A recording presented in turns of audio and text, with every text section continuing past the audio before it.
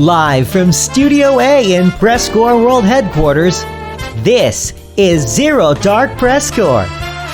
It's a live, community-based call-in show, fielding your thoughts on and tales from the Foxhole War. So join the Discord right now through the link below, sign in through the call queue text channel, and hop in the voice lounge for a chance to share your story. Tonight's developer guest, lead developer, Markfoot. And now, your host, 13-time winner of the Jeffrey Jennings Award for Excellence in Journalism, Jeffrey Jennings.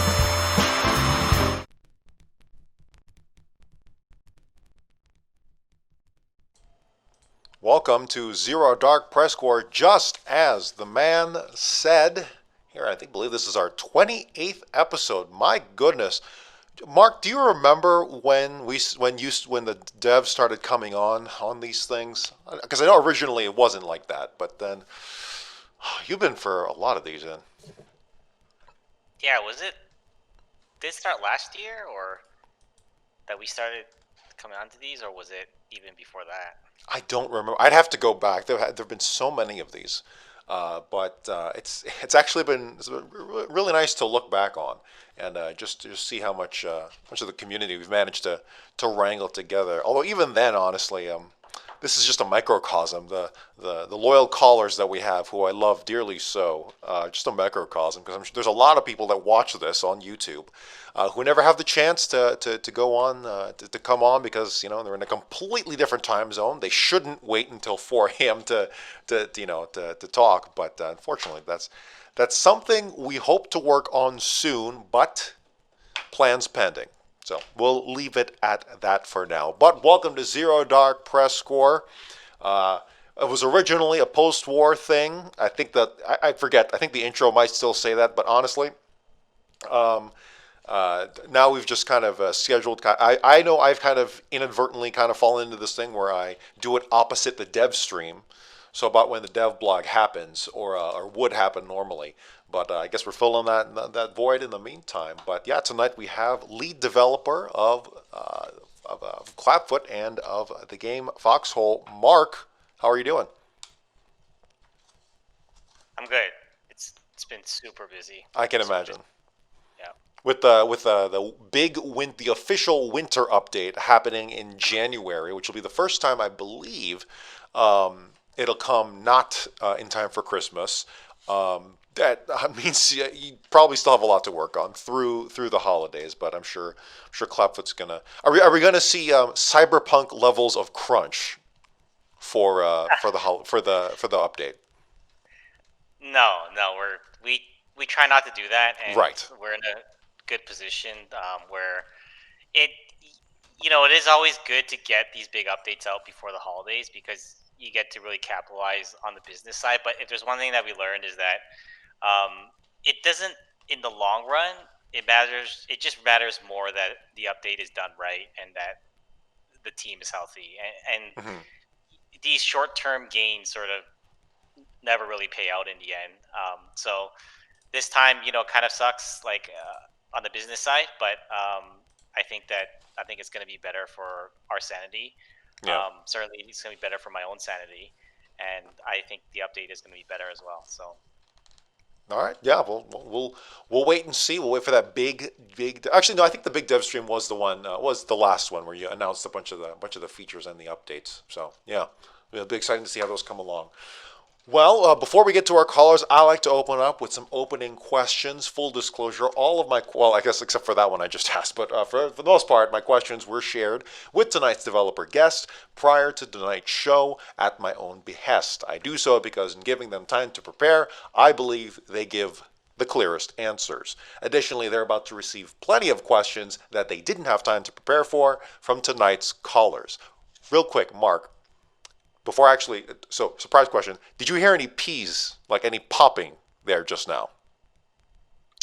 No, I did not. Okay, good. I just bought a pop filter, so we'll see how that pans out. But in any case, just let me know. Actually, put pop in the chat if you hear a really bad pop, and I'll know what that means. All right, we'll see. So recently, tech trading between Wardens and Colonials has been brought into the public spotlight. For context, tech trading, at least to my understanding, is when members of opposing factions make a deal to exchange faction-exclusive assets or symmetrical equipment that has not been unlocked by one side yet. So let's say a Colonial making a deal to give away their Pelakis, and then the Warden gives their silver hand, or one side goes, hey, we'll give you these sledgehammers even though your side doesn't have sledgehammers yet, or whatever it is. And, there's been reports of both sides doing it, and, maybe there's some alting going on. I don't know. That's far beyond that. And I know we can't talk about any details pertaining to specific cases, accusations, or punishments, but can we get an official word on if any future trading will be considered a violation of the code of conduct? Yes, absolutely. It is a violation of the code of conduct. It's exploiting the game to gain an unfair advantage, which a lot of different actions fall under that type of category. So yes, the short answer is absolutely a violation. Well, there you go. Don't do it.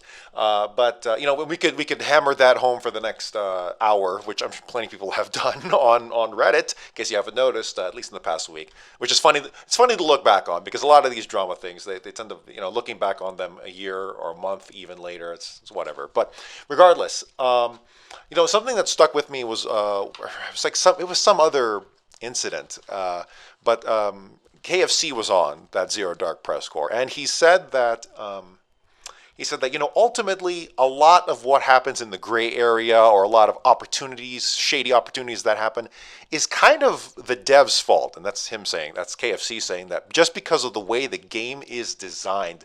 So Mark, getting into your headspace a bit, what do you think drives opposing individuals to trade vehicles and equipment with one another, even though it's clearly against the rules and just kind of not good? Yeah, it's actually, I don't necessarily feel that there's anything that new with these types of cases here. It's just, a lot of people are gonna not agree with me on this, but it's just a long history of it Foxhole being a sandbox game, and if you can do something, someone is gonna do it. And I guess that's why for me, this is just the next case of that. Like, people have been trading tech, like these types of problems have been happening for a very long time, even before the asymmetry. And if it's not this, it's something else. It's like, it's very often that if we don't allow the player to do something, because our game design is trying to achieve something specific, so we place a limitation, players are always just going to try to work around that limitation somehow. And sometimes it will cross the line into what we think is an unfair advantage. Like, the example, like we don't allow players to lock their combat vehicles. Well, players will do things like put vehicles into a freighter and drive it into the middle of nowhere and try to lock it that way. Or when we had the relic vehicles, that's something that we wanted that to be more a fun thing that players find. We didn't want people to be hoarding them. So there were certain restrictions that we put around that, but players found some other ways to try to stack them beside each other so that they can lock one vehicle and kind of lock them all at once, so no one else is able to get at it. Mm-hmm. So I know it's sort of, when something comes up like this, it gets magnified because of the recency bias. Like, oh, this is the next big problem. But really, it's just this long history of it's a sandbox game. It kind of comes with the territory, and I think that KFC's right. In a lot of these cases, it is more our fault, like the fact that we're letting it happen, and we really should try to minimize that, because we shouldn't have all these things in the game that these sort of exploits that players can do, and then we tell them, okay, you can't do it. That in a lot of times is not the best, and we should try to minimize that. But again, it's just the nature of the game, right? It's just the nature of having a sandbox game. Yeah, I guess open sandbox. Well, I guess so you mentioned that it had been happening before asymmetry, which is which I guess with the I'll be honest, like you have the numbers on this or have the reports on this because all I see is what gets blown up on Reddit for better or for oftentimes worse. But I guess there could be you would know best, Mark, but I guess it could be when because there's tech trading even before asymmetry, just with people trying to exchange things with tech before things were unlocked on one side, so the other side does it. Although I don't know what's there really to trade. I don't know. I just can't even bring myself to even think that people would do this. I mean, obviously it happens, but it's like, who has the time for that? You'd have no idea what people try to do in the game. Like, people really try to push the limits of every single thing that you can. But well, they're testing, Mark. They're doing testing for you. That's what they're doing. Yeah, but again, it's like it's not a complaint on my end because it's kind of like you reap what you sow. If you're going to make a game like this, you got to be ready to handle these kinds of situations. So ultimately, yeah, the responsibility, it does fall onto us. It's just the name of the game, right? Well, I guess going off of that, right? So there's just designing a game that tries to minimize that as much as possible. So that's certainly the before. But then in terms of the after the damage has been done, right, and just kind of bringing things to justice, which is very, very charged rhetoric, but just true to a good degree, and in terms of the moderation, right? I know on that big Reddit thread where everything kind of blew up, there was the auto moderator, or not auto, but rather moderator post about submitting things to Clapfoot. How effective, in your opinion, would you say the moderation tools have been, particularly, I guess, the ticket system, right? You submit a ticket to Clapfoot, and you put in your report there. This is kind of the post-volunteer moderation system that we live in. Not that there aren't player moderators, but and where they used to handle that, right? So now there's an official ticket system. How successful do you think that has been so far? I mean, that's a really general question, and I think that it's probably more fair if players will. That's an answer. That's a question that players have to answer because ultimately they're the ones who are going to say, okay, it's working better, it's working worse. I'd imagine a lot of people think it's worse. Hopefully some people think it's a step up in some ways. Mm-hmm. But I can say how it has helped us. I think one thing that I really like is and something that players don't necessarily see in the past is when these issues come up. In the past, it's been a huge time sink on the team. It's something that is unfortunate because we might be really busy trying to do something. Like we're trying to fix a whole bunch of bugs that players are complaining about, or we're trying to implement something new like trenches or some other new feature or a quality of life feature. And before, when these problems happen, they used to take up an incredible amount of time. Like it would blow up on the Reddit, and that would spill over into like our internal Discord. Because again, our team cares a lot about the game. Like we're not just here for like business. Like when a post is made, like it feels personal for a bunch of us because we're really close to our work. It's not just something where we're like, yeah, whatever. That's just on the outside. I don't care about that. Like people on the team take this stuff to heart. So in the past, when something like this happens, different people will be posting stuff on like an internal Discord.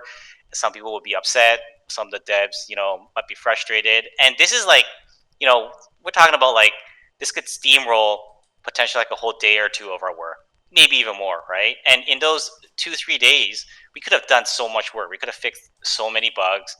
But so then does the whole team like come together for something like that? Like for instance, like again, I hate to make such a big thing out of a single Reddit thread because looking back on this, months from now, it'd be like whatever. But yeah, so does the whole team come together and like discuss that? No, that's not what happens. We have a protocol, and that's specifically where I wanted to compare the old. Okay. To the new, at least from the internal side, right? Again, I'm not going to judge what's like at the outside because that's up to the players to judge. But on the inside, the one thing that I like now is we have a protocol So when this happens, we can minimize the amount of time that's wasted on the team, right? So that's not like everybody gets dragged in, some people get upset and all this stuff, and it turns into this huge thing, and we get set back, and these bugs don't get fixed, as an example, or these features don't get implemented. Now it's like, okay, like we realize that this is just a part of running this game, and we need a protocol. So when this happens, we could take care of it. The right people are there to take care of the job, but we try to isolate it so that we don't waste like half the week's time on the dev team, right? Because think about that time wasted.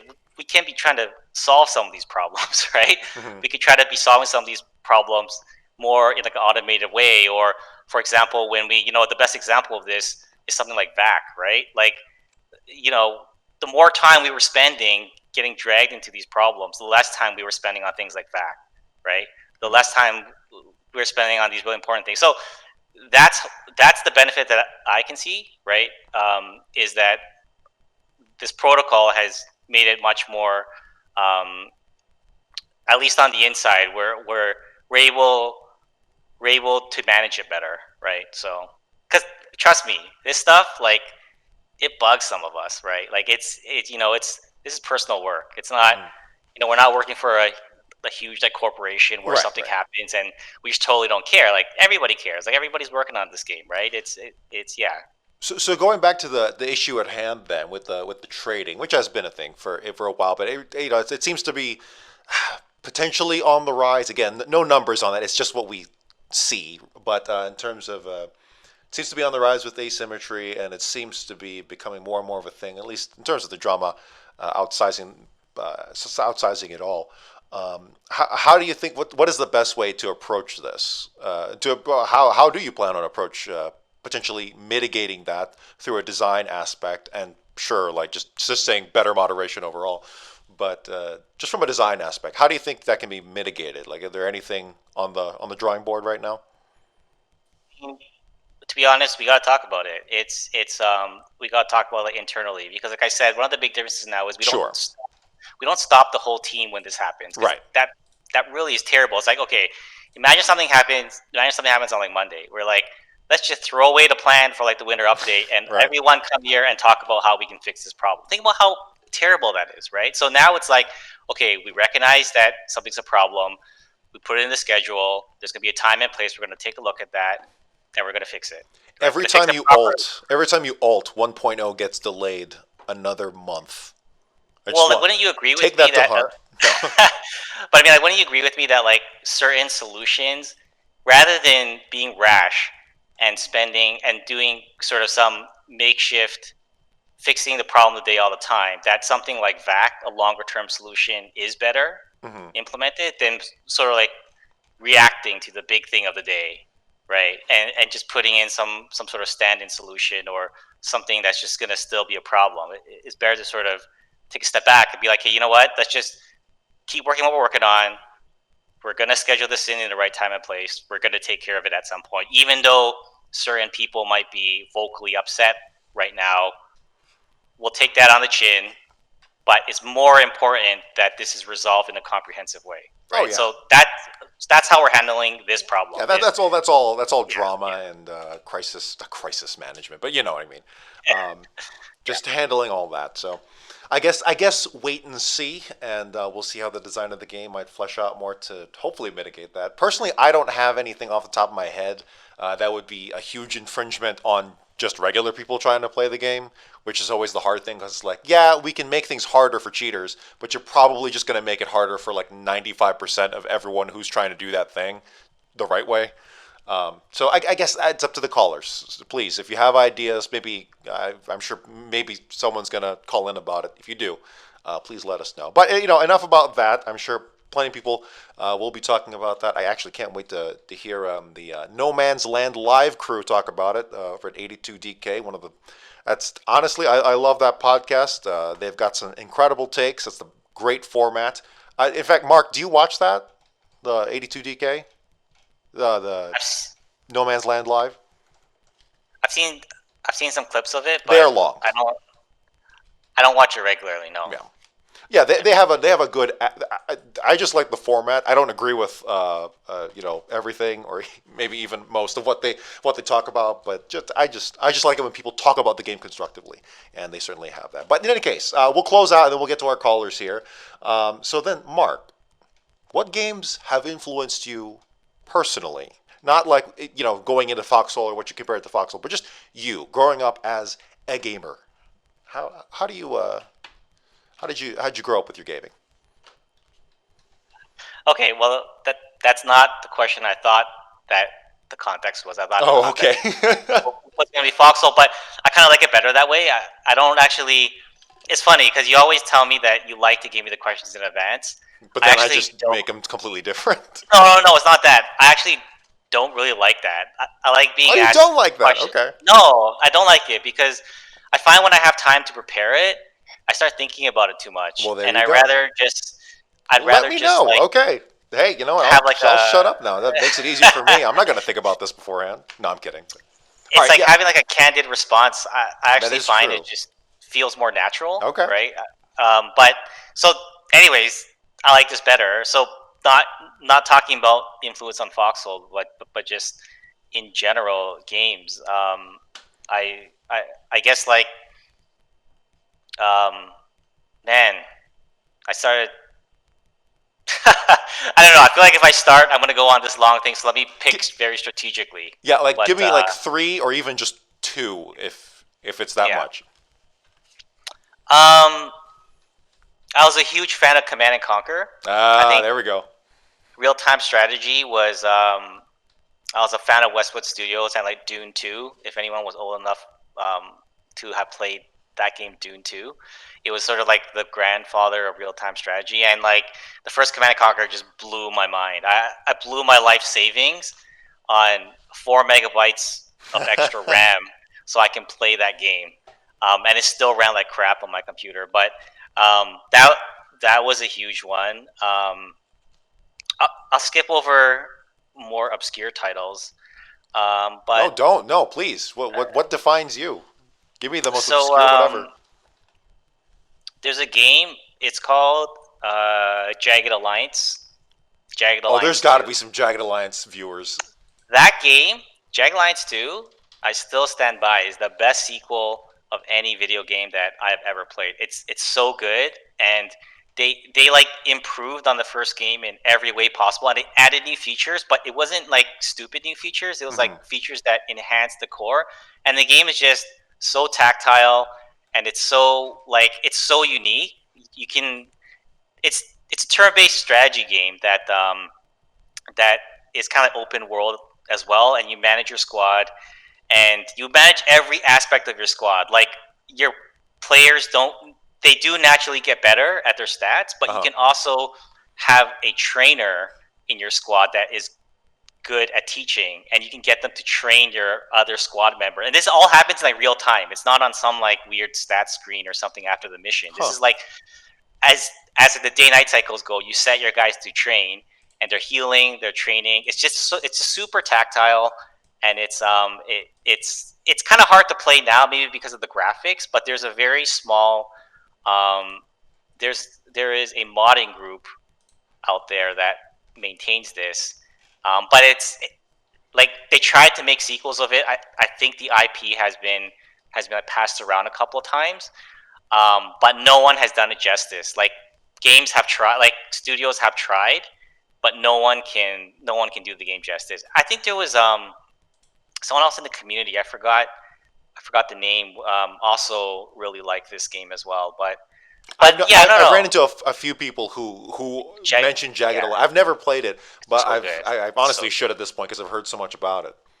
But anyways, yeah, I think those two games are probably the ones that I would highlight. Gotcha. So confirmed, Foxhole is just a wannabe RTS. Got it. Okay.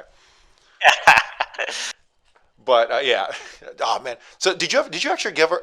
I like the Command and Conquer just franchise overall, but I really fell in love with. Most people are going to think I'm going to say Red Alert, but it's actually the Generals games, which was the ones in modern times.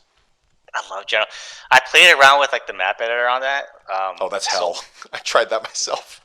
Yeah, I tried to make like a level out of it, and I was trying to do like the scripted sequences and all this stuff, and then I gave up after a couple of months. But I, the expansion was so good. The 0 hour, Zero yes. They Hour. added the Oh my god, generals, the special, the so unique generals. that was just I that love was tanking. amazing. I'm a Yeah. complete scrub. I like the laser general because he had the perfect defense. Yeah, no, that was awesome. I love generals, and it kind of sucks because I remember they were working on a newer one, and then they kind of like gave up on it after a Well, it's while. But EA, so they turned it into I think like a free to play microtransaction ridden mess. oh god, Yeah, yeah. usually Oh for yes, there was that. There was yep. that big sigh that everyone had when they announced that the next CNC game was a mobile game, which was a travesty. But Right. No, you're right. Yeah, anyway, yeah, that's not even what I was talking about, but that's even worse. Yeah. yeah, they had that like. I remember like they're making an announcement. Everyone was like, "Oh my god, they're making that CNC!" It's like it's a mobile game. I was like, it was one of those like, what's like the Diablo game that was gonna be on phones. It was like one of those Uh-huh. moments, right? It was like, oh, sigh. But you know what? To EA's credit, just to speak on this for one moment, I got to give them some credit because they have released. They blew my mind when they released Star Wars Squadrons because that game. I don't know if you're a fan of the old X-wing and Tie Fighter games, but No, but I did. I just love that era of LucasArts overall. Just yes. from So beginning to what late 2000s. I don't know. yes. So Star Wars Squadrons. I was like, when I first heard about that game, I was like, okay, I know what this is gonna be. It's gonna be some multiplayer, like Overwatch thingy where there's loot boxes, and they're gonna try to do this whole thing. But man, that game is just like it's like a game from the 90s. It's just here's your campaign, here's your multiplayer, here's your ships. There's like no bullshit. You pay your $50 or whatever. It's not even $70, and like that's it. Like no bullshit. And I was like, what is this? What is this new like EA? I wonder. I have no basis for this at all. No evidence whatsoever. Pure speculation. But I do wonder if after the Battlefront 2 debacle with EA, that maybe Disney leveraged something through the back channels and was like, just make a goddamn good game. And that, Yeah. I mean, it's possible. But maybe there's faith there that a CNC, a solid CNC game. well, they Like, came out with the remakes for Red Alert and Command and oh, I Conquer. played the hell out of it. I Personally, got that. Yeah. yeah, personally, I have not bought an EA game since The Sims 3 at all. Actually, no, I take that back. I accidentally purchased a Risk game. It was like $10 or something because I was playing it with a friend. I just bought it. And it's like, oh shit, this is made by EA. Well, time to start that again, but whatever. But I hear good things. I'm hearing positive things coming out of that. We'll see. Hopefully, Clapfoot can be part of the breaking of bad practices. But I guess you guys got to make a good game first with that 1.0. We'll see. But in any case, enough of us talking. Let's get the community involved at large with our callers. I can't find Spots. Where is Spots? Is he here? He's here. Okay, hold on.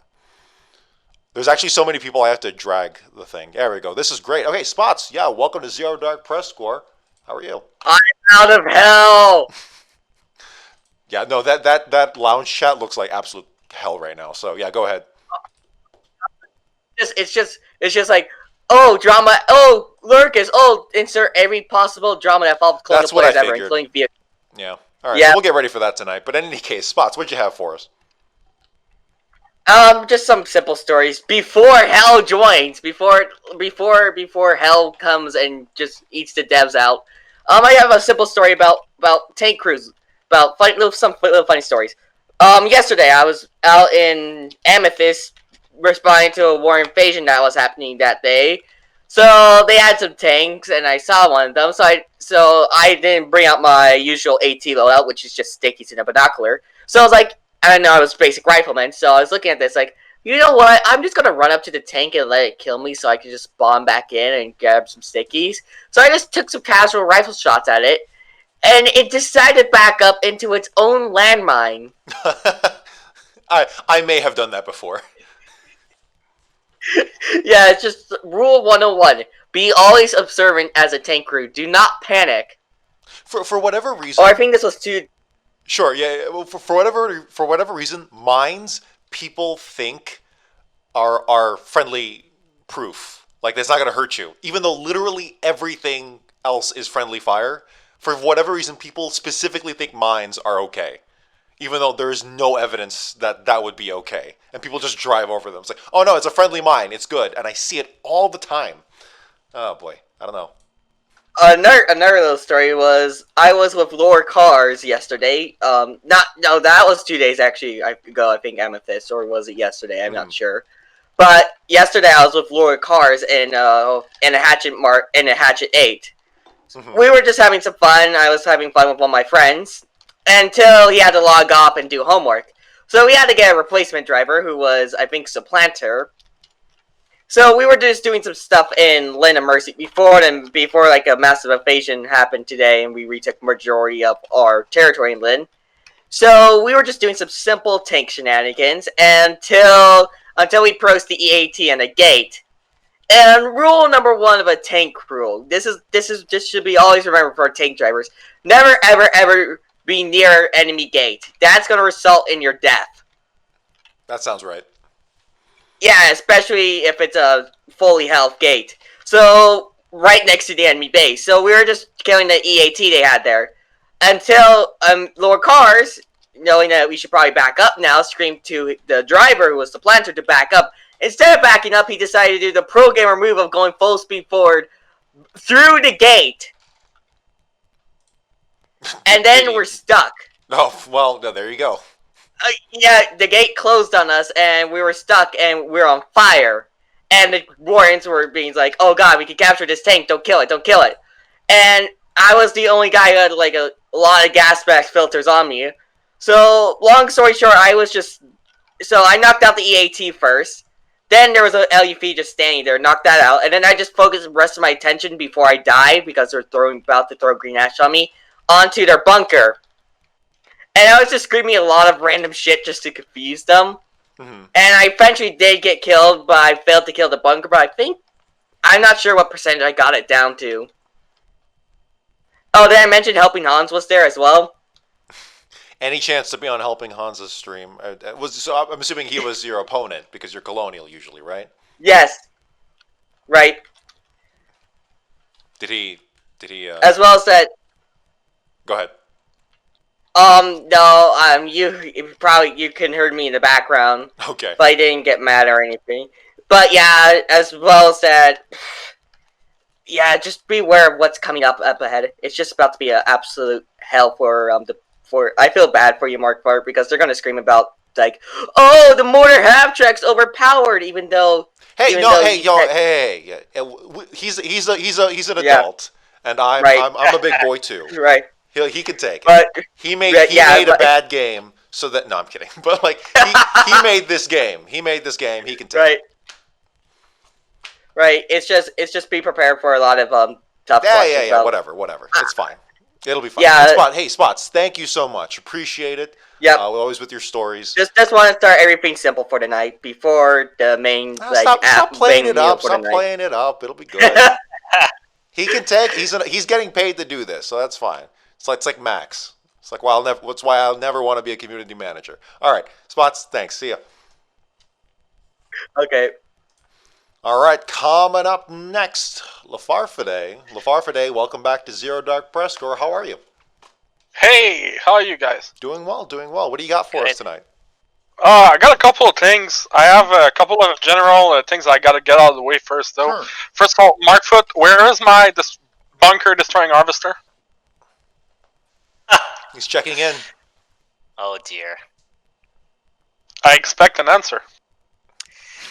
I think, okay, so I'm trying to recall the last time that conversation... Did I stutter? Sorry? My harvester that destroyed bunker, when? Okay, you just want the straight answer, right? Yes. Just tell him no.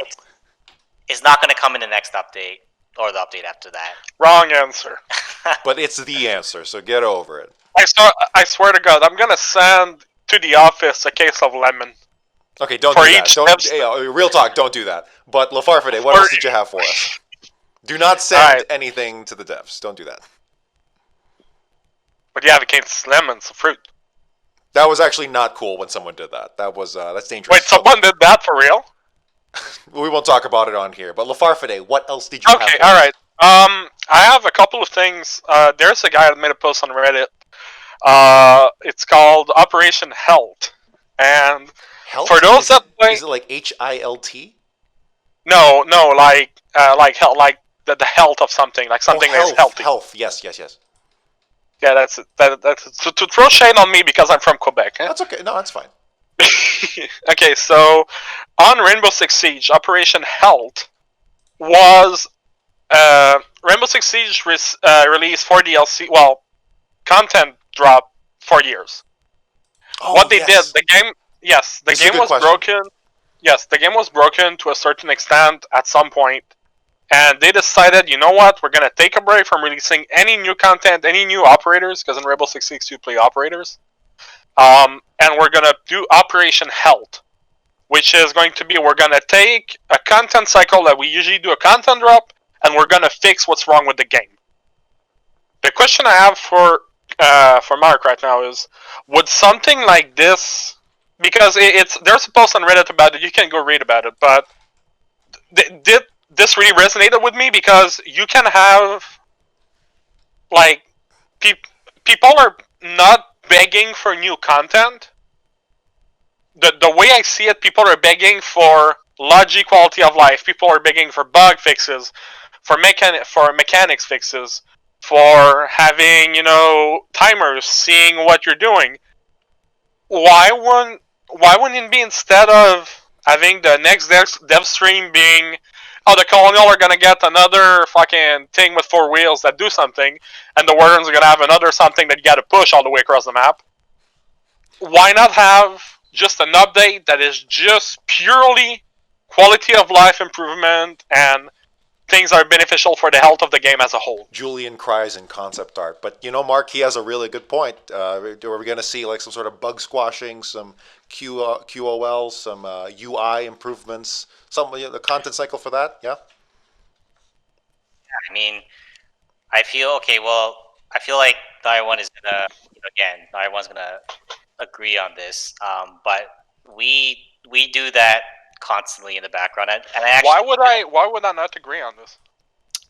Well, because I don't know the reason why I feel it is because I don't feel like we surfaced that enough. Like we actually spend an incredible amount of our time on fixing bugs and on dealing with these little issues. I get sent tons of messages, and the reason why I say that is because this week alone, like one of our devs posted a video on our internal Discord showing some really hard.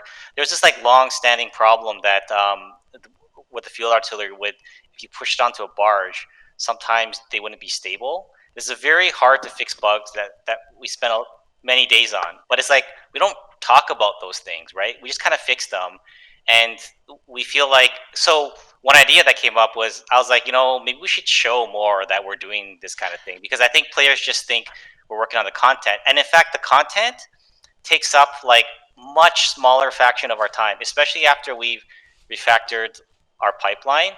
Majority of our time actually goes into things like stability, performance, improving. Well, here's the thing. Right? Here's my follow up on this is, instead of having my background, I used to work in for a robotics competition. I was doing robot competition in high schools. Okay, and they had basically the long story short, they have 6 weeks to build a robot from the ground up, everything, and at some point you got to look at the stuff you have and the features that you want to plan and introduce on your robot, and if the robot can auto-target and shoot their target themselves, but they cannot advance, the robot cannot run properly, it doesn't matter. So I'm excited to see the dev stream every time there's a dev stream, but the thing you guys show on each dev stream, you guys show new content, like new vehicle, and those are cool. Those are like the golden ticket to have new players join in and be like, hey, they're adding that cool thing, I'm gonna jump back into Foxhole. But for the players that are here, personally, I know all the players I talk to, they don't care about new features, they care about what's there in the game now and what's not working in the game. And from another layer to that question is, I would like to know in your development cycle, because there's some stuff sometimes that I have to tell my students, we don't have time to do X, or we don't have time to do Z, or we'll see at the end if we have time for this. Like, you have to have a robot that's like running before painting it. But a lot of the times you guys are putting stuff in the game that you end up taking away, or you guys are showcasing a potential new feature on the dev streams that end up not happening. And that is frustrating for people like me that play Foxholes on the regular. I do wonder how many things that don't get announced that were about to get announced, but then never got announced because they went through that same process. But I mean, and it's also with the cut content. Like, you know, you have a bunch of vehicles. Now the BTs are cut for the moment, for the time being. You had the Ascension. You had things that got announced. So stationary fuel tanks, Horley rigs, relic vehicles that got put in the game and then put out. A good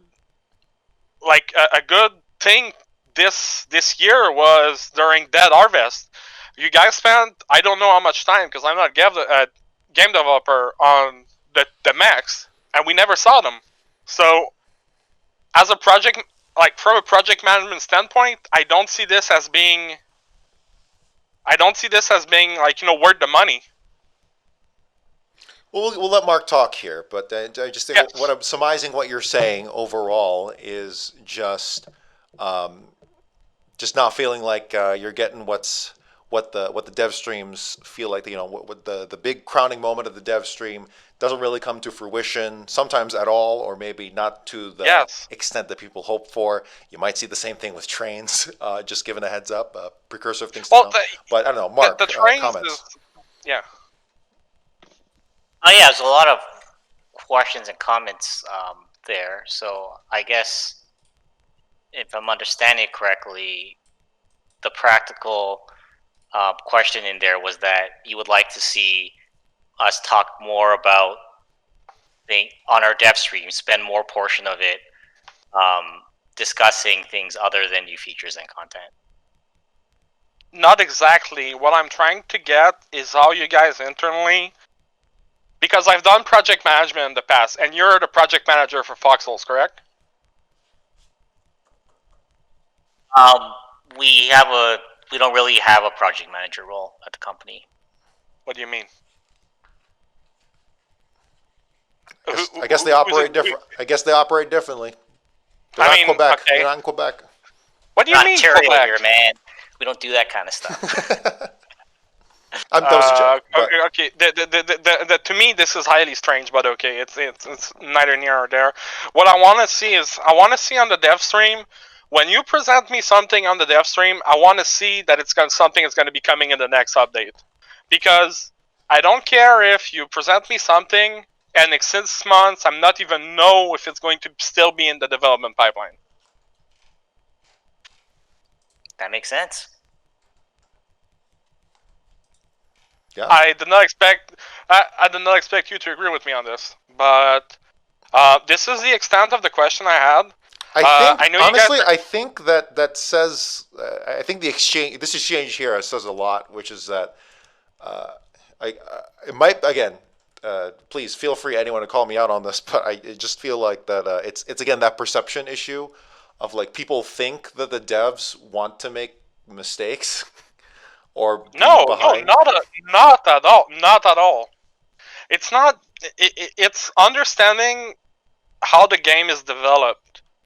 So Lafarfade, what is a project manager to you? I can infer a lot, but how would you define it quickly?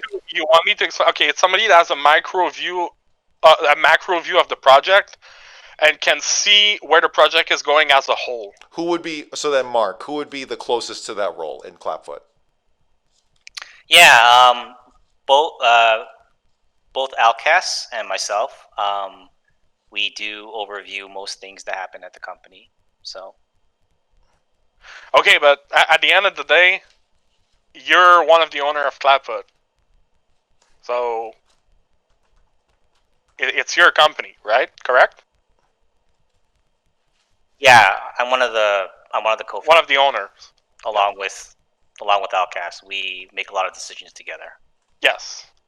So the question I was trying to get to is, like, the question that I seem to be not representing correctly, because Jeff, you don't seem to understand it, is really how the development cycle is going on. Like, how do you guys allocate resources in the development pipeline to do stuff? Because there's a lot of people that are bitching, like, you know, when you guys do a Dead Harvest with mech, it's like, oh, half the game is broken, but the dev are spending fucking times on developing a fucking mech. Well, isn't Dead Harvest more like a game jam, kind of? Maybe not literally a game jam, but it's like... No, but let me ask you, like, if you were put in charge of the project, how would you allocate resources? Because it sounds like you have a lot of ideas on it. So, like, how would you do it? Because you obviously feel like it's not being done a certain way. Okay, first of all, you do a roadmap. A roadmap, like, do you know the game Subnautica? Yes? No? Maybe? Mark? Sorry, what game? Do you know the game Subnautica? Yeah, the game is pretty fun. Like, great game, yeah.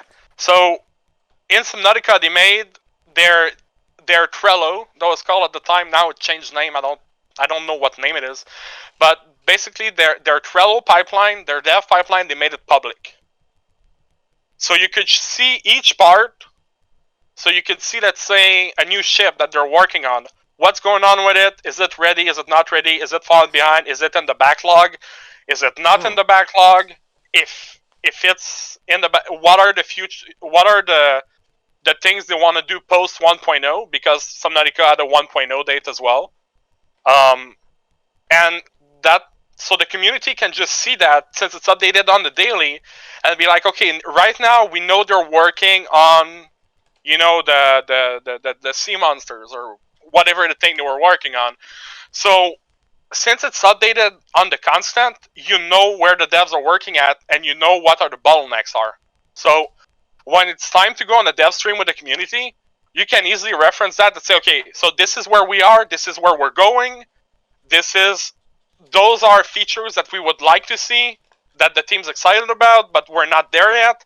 Those are features that are there, but are not complete yet, because there's bug, infrastructure issues, stuff like that. Like a feature progress bar kind of thing, just how it's going. Well, kind of like a dev, maybe. Go ahead.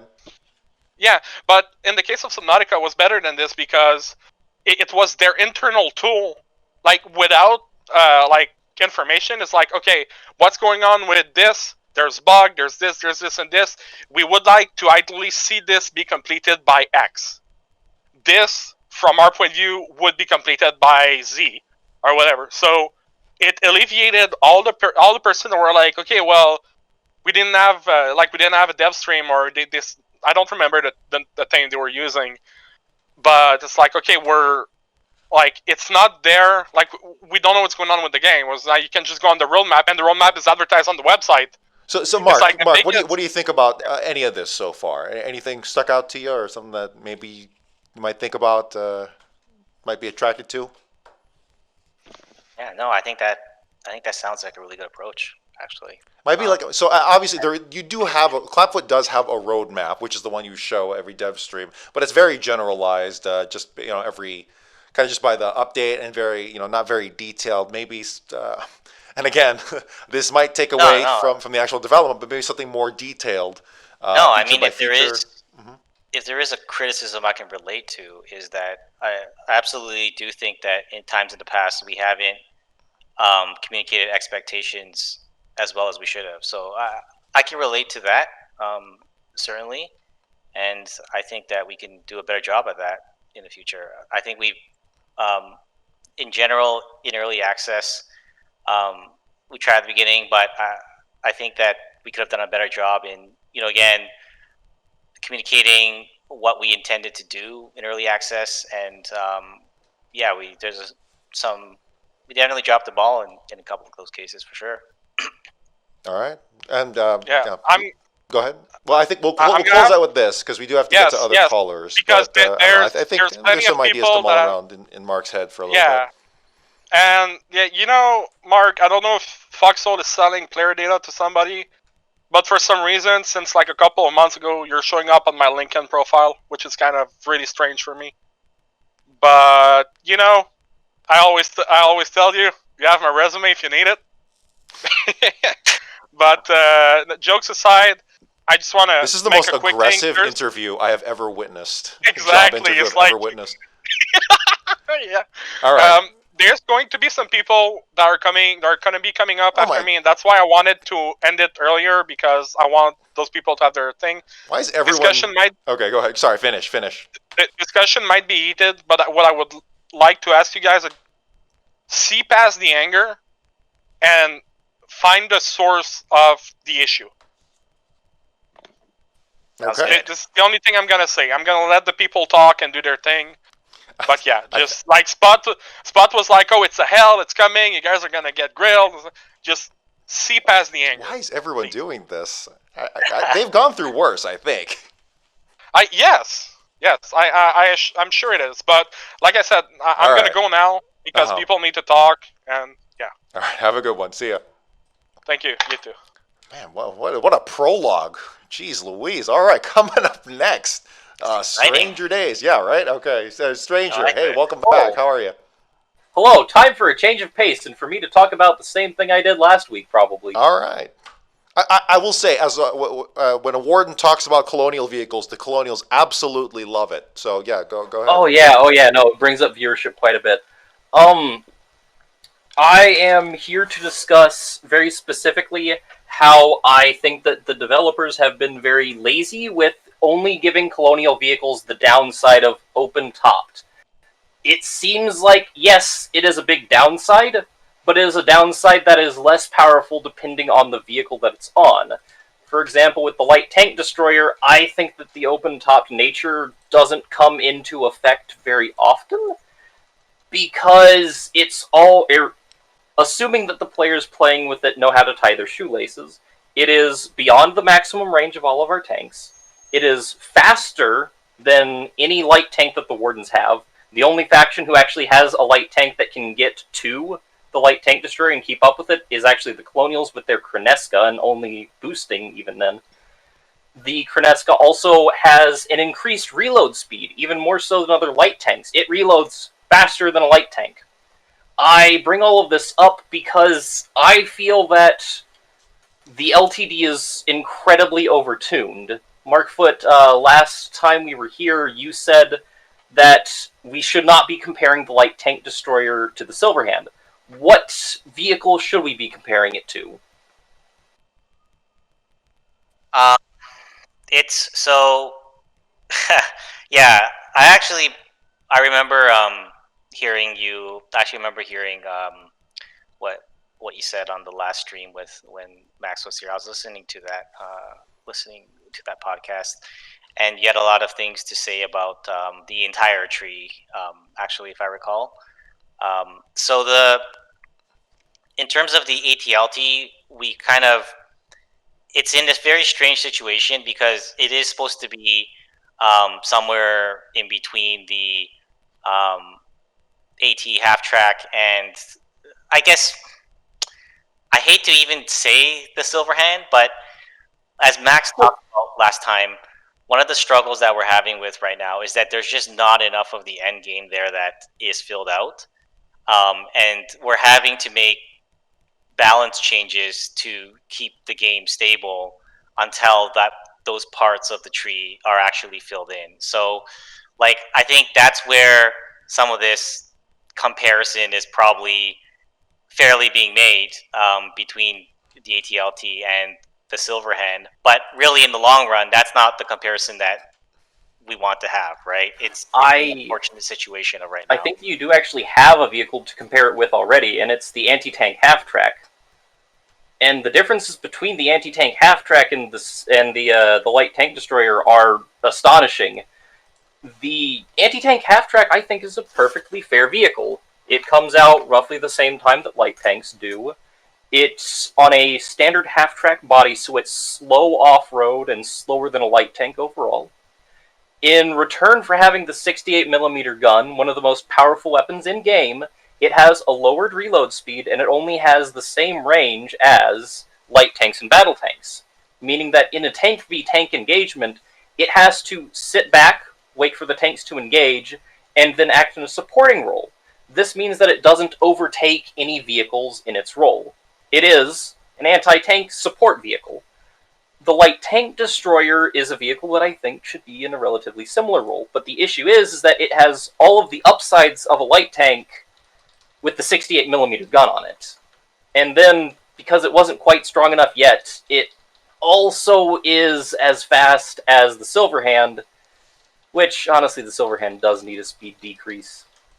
But that's just what I'm getting at here, is the anti-tank half-track pays the price for having the 68mm, whereas the light tank destroyer doesn't really pay anything to have the 68mm. It has, in fact, a better version of the 68 than any other vehicle in the game. It's actually even a better version than the emplacement anti-tank gun and than the field anti-tank gun.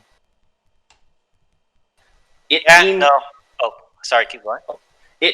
It's completely overshadowed all of the Warden vehicles. Like, we, on the Warden side, have discussed this. We just can't tech the anti-tank half-track because it just gets absolutely dumpstered by the light tank destroyer. It's faster, it's better off-road, it has a higher reload rate, it has a longer range. I'm gonna be a Colonial devil's advocate in this, just for this conversation. I haven't had much experience in terms of armor warfare recently, just because I don't have that kind of time anymore. But maybe there's one thing that you can apply at scale, which is that the light tank destroyer really needs to rely on teamwork, not necessarily specifically an operation or something. But you see, it doesn't. Just like in the periphery, like infantry, armor, to really cover its flanks. If it gets really caught off guard, it gets really caught off guard, as opposed to the Silverhand, which is kind of a jack of all trades to a good extent.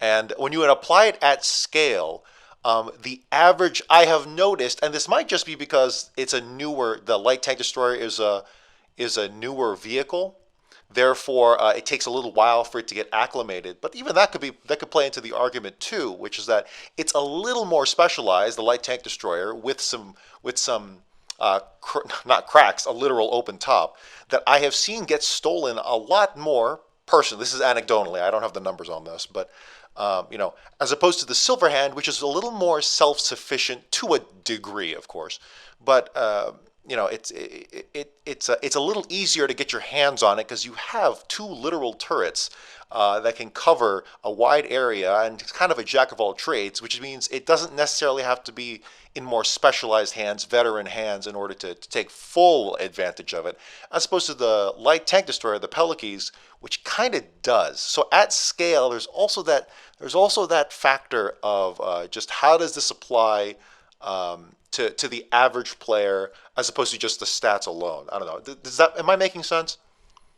Yes, but there are three main issues with the idea that it needs to rely on infantry support. One, defenses are stupidly powerful right now because defenses cannot be killed by standard infantry weapons. In fact, the sort of lightest weapon that you can use to kill defenses is an HMG, or, well, MGs now, which most machine guns are mounted on Colonial vehicles, which is another point that I can't get to today. So Wardens have a difficulty fighting defenses and infantry at the same time. Most of our vehicles either mount a cannon or they don't mount any weapon at all. So we can't really fight infantry with our vehicles. We can't kill defenses. Since we can't kill defenses, that means that either infantry or vehicles are free to push up, which is where the light tank destroyer and also the mortar half-track come into effect. Because there's so much land that cannot be contested because defenses cannot be attacked by infantry, you now have the perfect situation for these vehicles. The light tank destroyer has foxholes covering its flanks, and even if it didn't have foxholes covering its flanks, this is where the upsides of the light tank destroyer start to come in.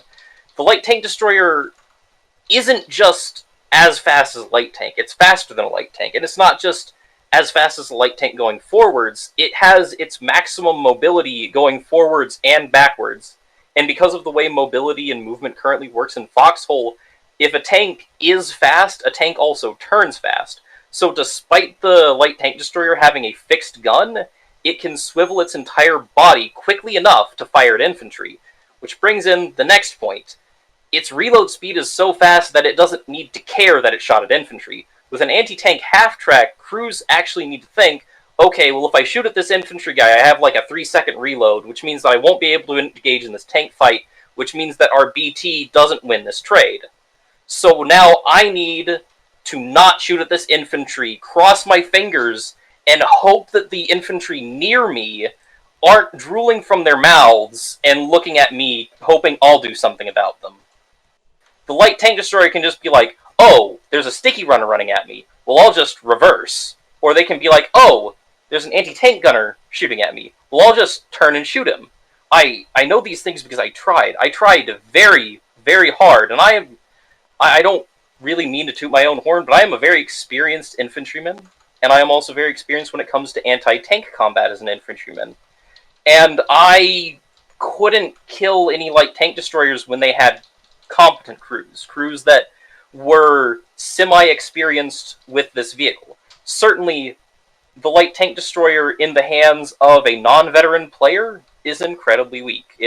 Or not weak, but it's not as strong by any means, because it does have that glaring weakness. They can push up beyond defenses, past their own people, they can get caught off track. Sometimes these newer tank crews, they don't have commanders with them, so they don't have that extra pair of eyes watching out. And for those newer tank crews, yes, the light tank destroyer is an inferior vehicle. But a vehicle should never be judged by the most inferior people that can play with it. It should be judged by what it does at the highest skill levels, especially because we don't have dedicated servers. The newest player to the game, Mr. What's-His-Name, with only 0 minutes in the game, literally just logged on, somehow found a way to get to the front line, has to compete on the same servers as the people who have been playing this game for 4 years now.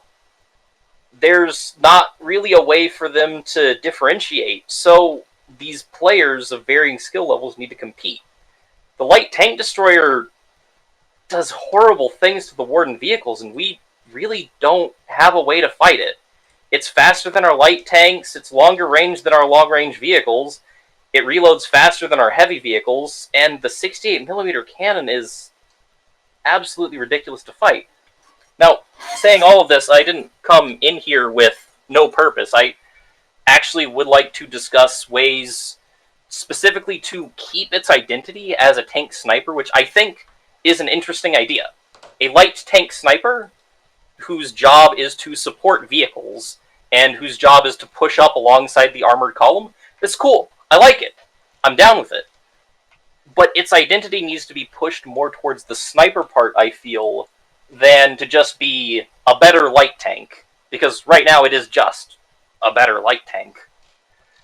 I would say give it an increase in range. Don't actually remove any of its range, but give it an increase. I would say potentially lower its reload speed. Maybe not. I wouldn't even say to touch its armor. Give it slightly lower speed. It should be slower than a light tank. If this vehicle gets caught out by infantry and by vehicles, it should be punished. You should not be able to freely just run away from a conflict. If you made a mistake, you should be punished for making a mistake in combat.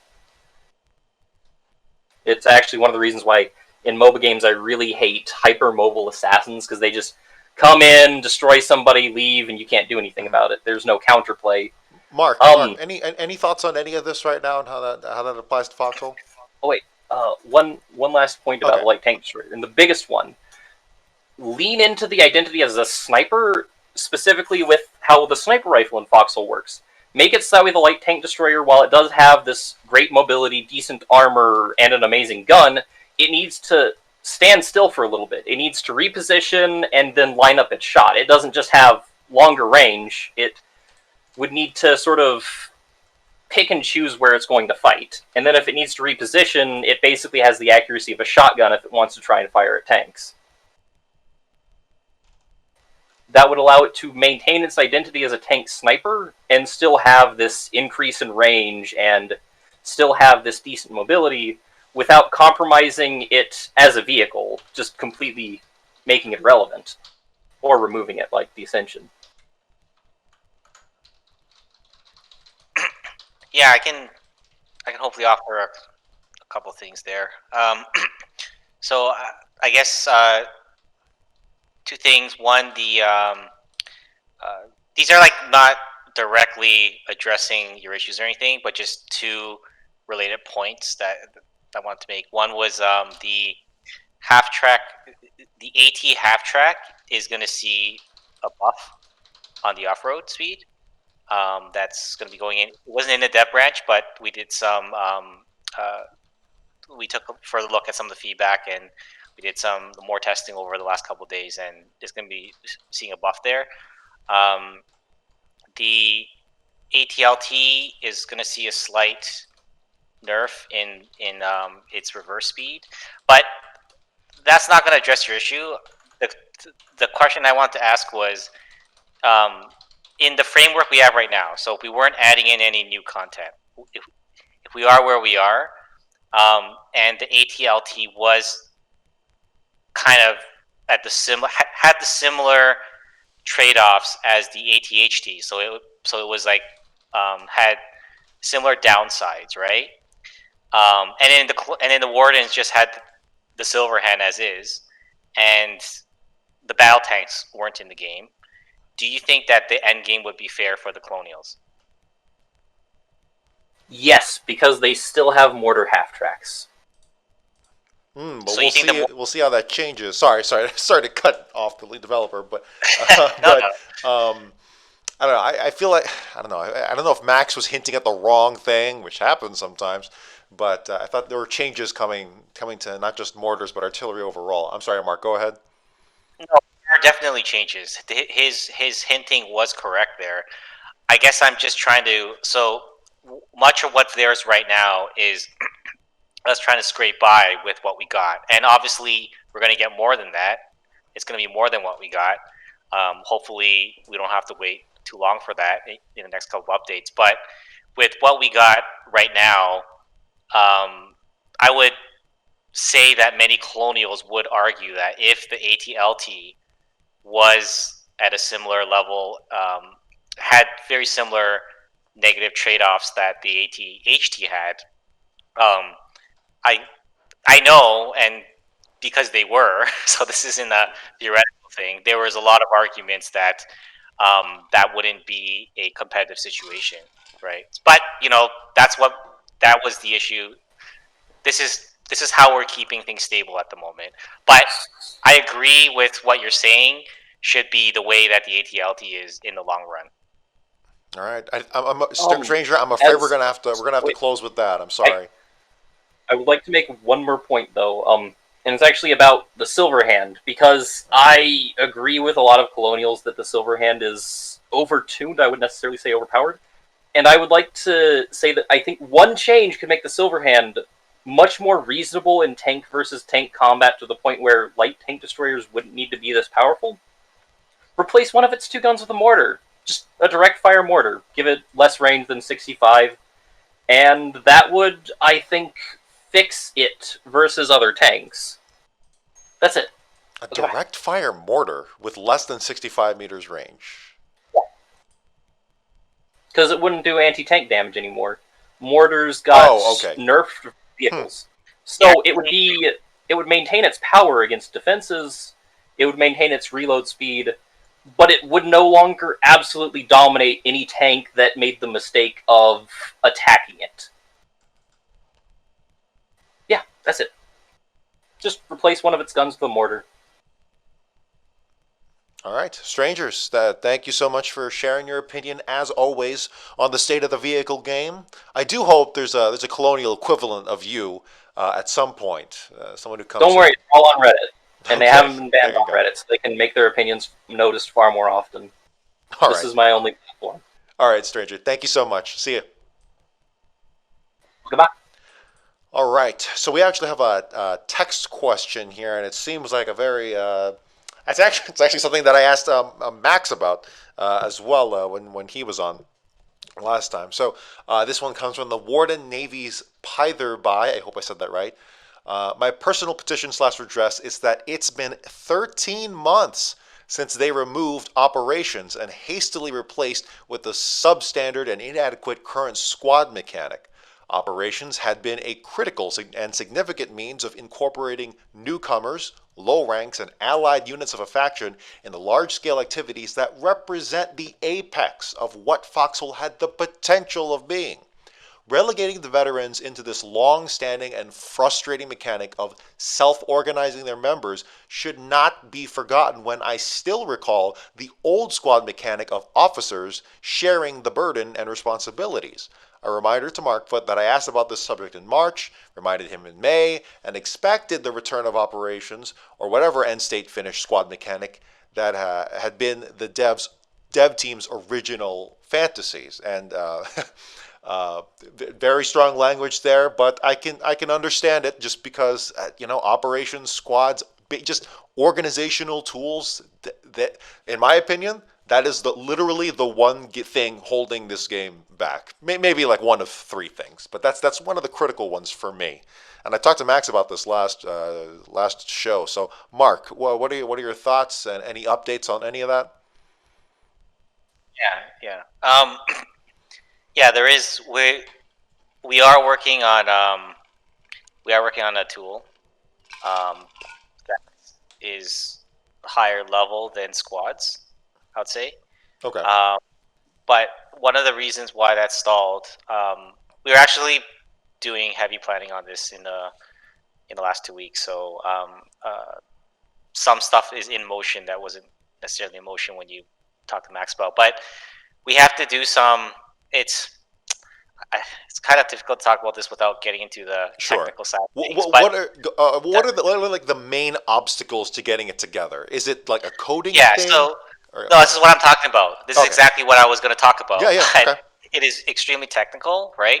The issue is Foxhole is just kind of bear with me. I want to get into more heavy technical side than usual. But Foxhole is split up into essentially what we call the game servers, and then Foxhole like services. So you know how sometimes you try to connect the game, it says Foxhole services is not available or something weird like that, right? Or if you're having a problem with the connection and you can't travel, it'll say something about Foxhole services. So basically Foxhole services is the chief server that sits above all the game servers, and it communicates. It sort of does all the coordination that needs to happen in between the servers, right? Mm-hmm. So the reason why tools like operations and that sort of a thing has been traditionally hard for us to do is because the way that that's set up for us, the architecture, the software architecture, it's a lot of work, a lot of overhead to implement those kind of features. So to make something happen on the game server, to talk to that chief server, is typically a lot more work than is justified. So one thing we're doing right now is we're re-architecting some of that, how that works, re-architecting how some of that software works, so that talking between those two servers is going to be much easier, right? And this came from us sitting down and saying, hey, let's work on some more of these tools. But when we sat down and talked about it, we're like, well, there's going to be all these problems. Okay, and so we said, let's fix those problems first, and then we can work on those tools. So I'm hoping we can get a version of this new tool in for the winter update. That's my hope.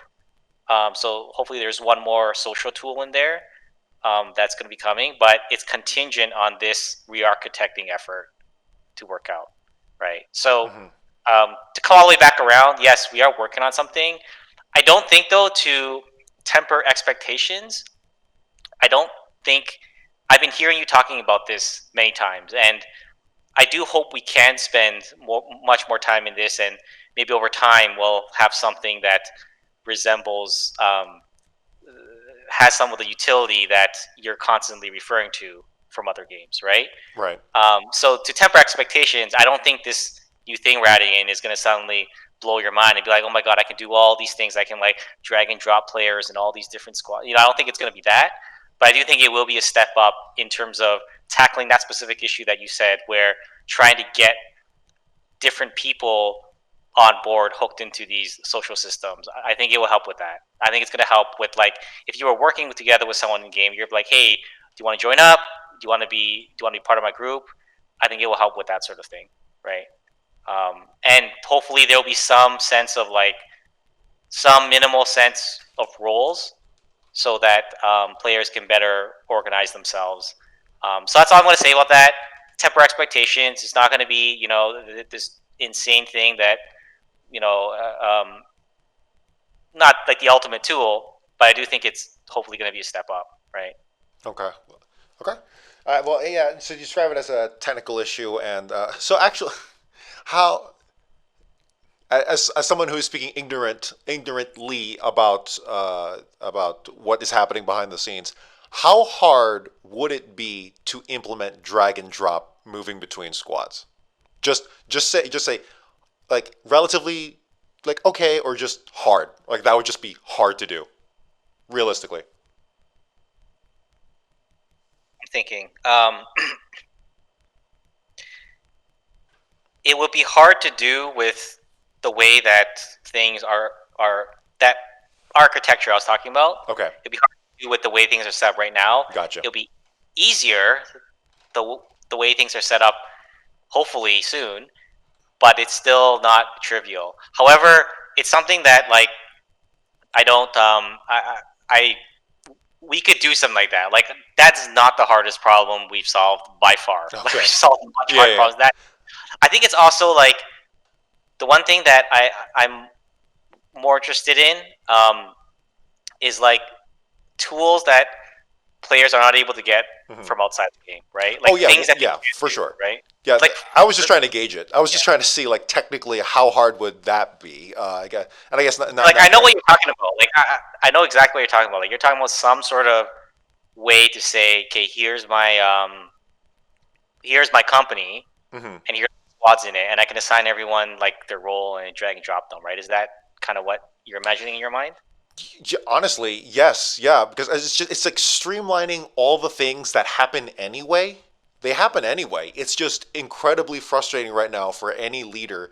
It's like right now they have to type, like, okay, squad name, add to, okay, I gotta find them on the F1 menu. Nope, they have a tag in front of their name. Nope, I thought it was that. Okay, right click. Yep. Okay, okay, the add to squad. Back when we had officers, you have to make them officer or whatever. It's like, okay, guys, and then they type it in because there's no individual, like, special squad chat. It's all just one big gangbang of a squad chat with 30 people in it or whatever. And it's like, and it's just a bunch of small things that, individually are like, oh, come on, really? But they all add up. I mean, that F1 screen is ancient, and oh yeah, like we gotta revamp it before 1.0, or soon, rather. Hopefully sooner. Yeah, sooner than that. Okay, well, I hope Python. I see when I Pyther, I see Python. So Pytherby, I hope I asked that question adequately.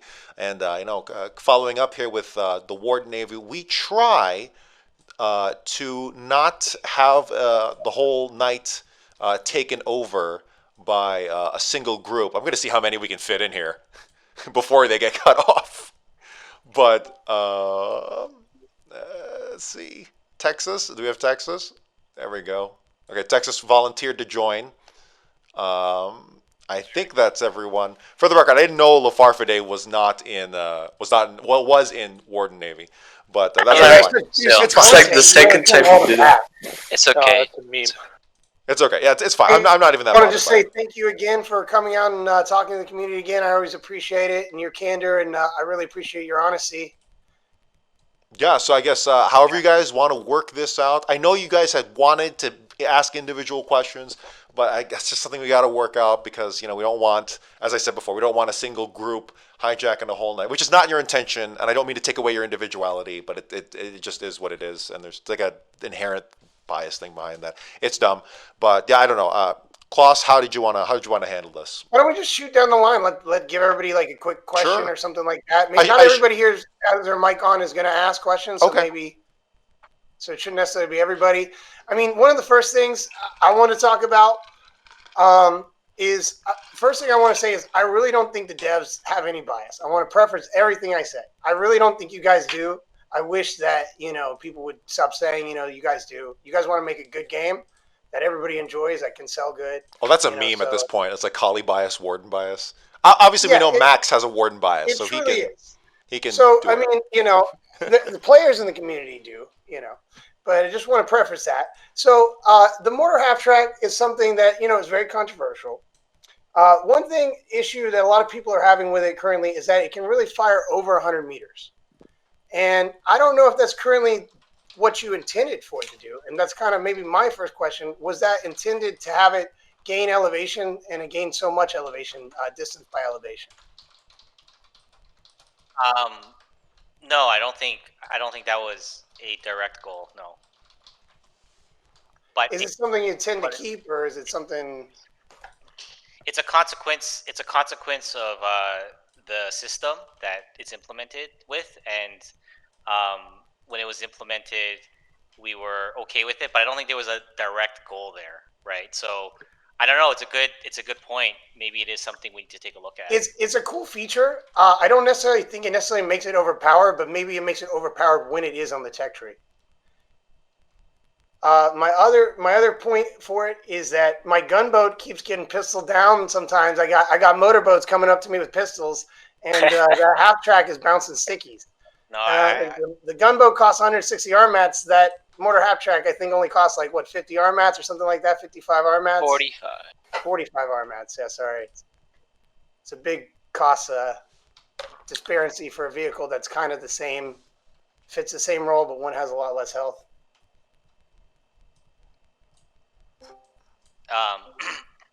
Yeah, no, I really hate not just that, but I really hate that pistols do damage to really any, the fact that it even damages an armored vehicle is pretty stupid in my opinion.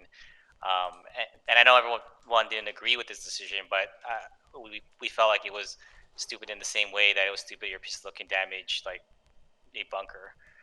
So I think the challenge with that one that we faced, because there have been people in the studio that have been like, hey Mark, like when are we making it so that you can't shoot down a gunboat with a pistol? Like it's not just you guys. There's been more than one person on the team that has come to me about that in the last month. But the thing right now with the set of vehicles that we have in the game right now, we couldn't figure out how to do it yet without there being a dominance. If one side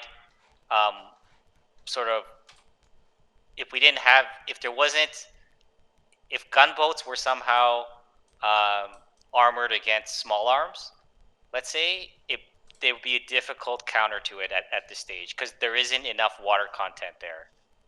So that's the challenge we're facing with that right now. I can agree with that. I just would like to see maybe a cost balancing between the two vehicles. Or cost balancing. And that might also help neutralize the mortar half track early on, because if it's cost a little more, then there's going to be a few less of them early on, or their prototype's going to cost a little more, and maybe would allow you to keep it earlier in the tech tree like you guys want. Sorry, I missed it. Was the cost balancing on the mortar half track? Yeah, I was saying if you did increase the cost, then it would allow you maybe to keep it earlier and not have to worry about certain other things about it, because it would cost more. So there would be less of them. They'd be more important icon of the battle instead of something that can be kind of spammed at the moment.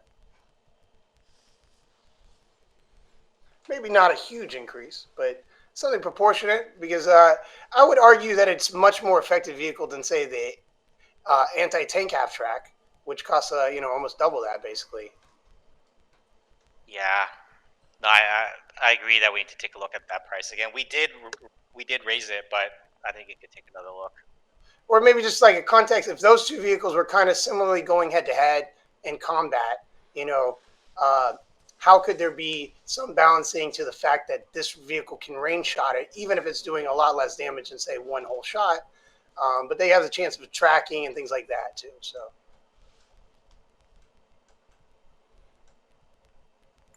yeah, sure. Honestly, with these big clan, like with whenever 82 DK, WN, or SOM comes over, it's you kind of usually hand over and let the kind of the internal queue of the clan to go ahead. So I don't know. I guess does Jerry. somebody else have a point they wanted to make? I have something. Let me go first, man. Amastary, do you want to go first, or do you want me to? Nah, you go first. Can't hear me. All right, Mark, I got a question for you. What's with all the bridges on the island maps? Why is there so many bridges? Why can't we just have an island? Yeah, that's a good question. I know that there was when we started off. So if you recall, yes, there were versions of the map where there weren't as many bridges, right? Mm-hmm. So one of the reasons why that was put in was there. So it doesn't make sense from a natural standpoint. It's like, why the hell are there all these bridges? But this practical problem that we had, which is not always visible, is when we are in these situations where there's lots of players on the map. So during the big sales and maybe the month or two after the big sales, where there's like almost too many players in the world, we have this problem where if there's not enough places for players to go, they might get sent to these strange locations where, like, I've been in a situation before where I was flying around during a sale, watching new players. They would spawn onto something like island because a player built, like if the Wardens, for example, built a base that turned into a deployment point on an isolated island, there'll be a bunch of new players spawning there, running around at the island, not knowing where to go. And in general, when that happens, it creates these awkward. It's more of, again, this falls under the border lockdown problem type of category where it's more of a dev problem. So it's not really, it's understandable if players don't really recognize that problem, but it's a dev problem where when that happens, you get all these players that go into these strange locations, or they get put into a queue, or there's not enough front lines. And having the bridges there helps to alleviate that problem heavily. So it's a little bit of a strange thing because, trust me, there have been people, people on the team that have been like, I know Max hates that. He hates the bridges, right? Yeah. He's always like, why? He tells me, I understand why we need to do it, but it doesn't mean I like it. But I understand the practical reason, right? That's what he tells me. See, what you mentioned there is contradictory to what I've actually seen in game. Because island defenses done by new players spawning into the map asking what's going on, what do I do?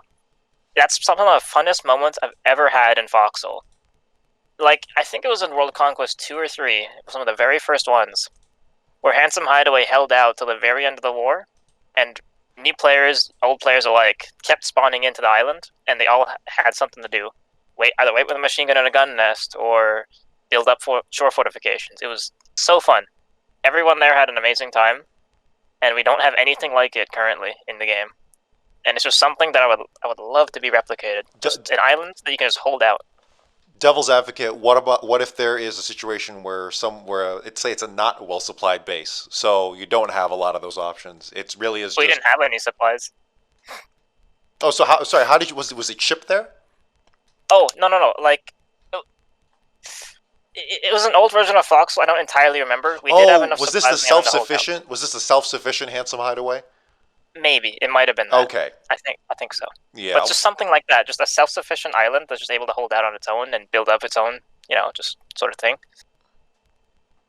Like, that was just so much fun.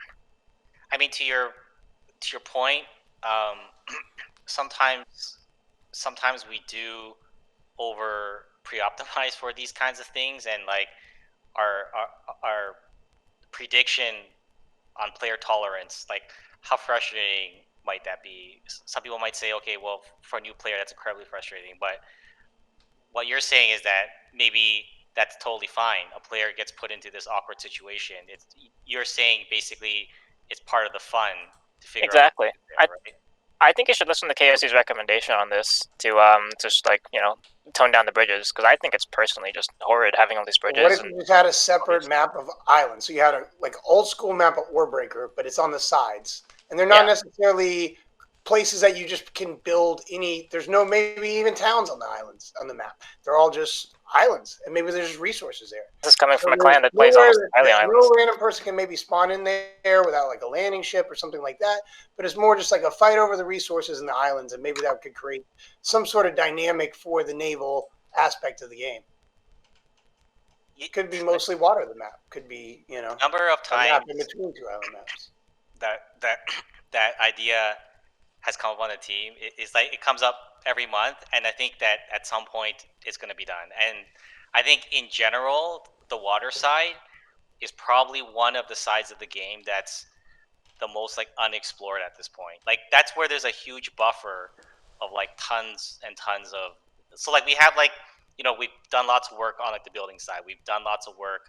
Update 37 on like the vehicle variants, and there's going to be more stuff. But I think the water side is just this whole branch of the game that is that at some point, it's not going to be anytime soon, just to be completely upfront, but at some point we have a plan to like spend a lot of time and effort on that part, because it's a bit of a I won't call it it is a bit of a blank slate. Like there's just so much you can do there, because we only have like one real like combat ship in the game. I mean, there's like more variants, but let's be honest, it's just really one, right? And there could be many there. There's just so much, right? You should talk to Max. He really loves that side of the game, and but anyways. Yeah, Amastary, you want to continue with what you had to say? Yes, but before me, it's Jerry's turn. Oh yeah.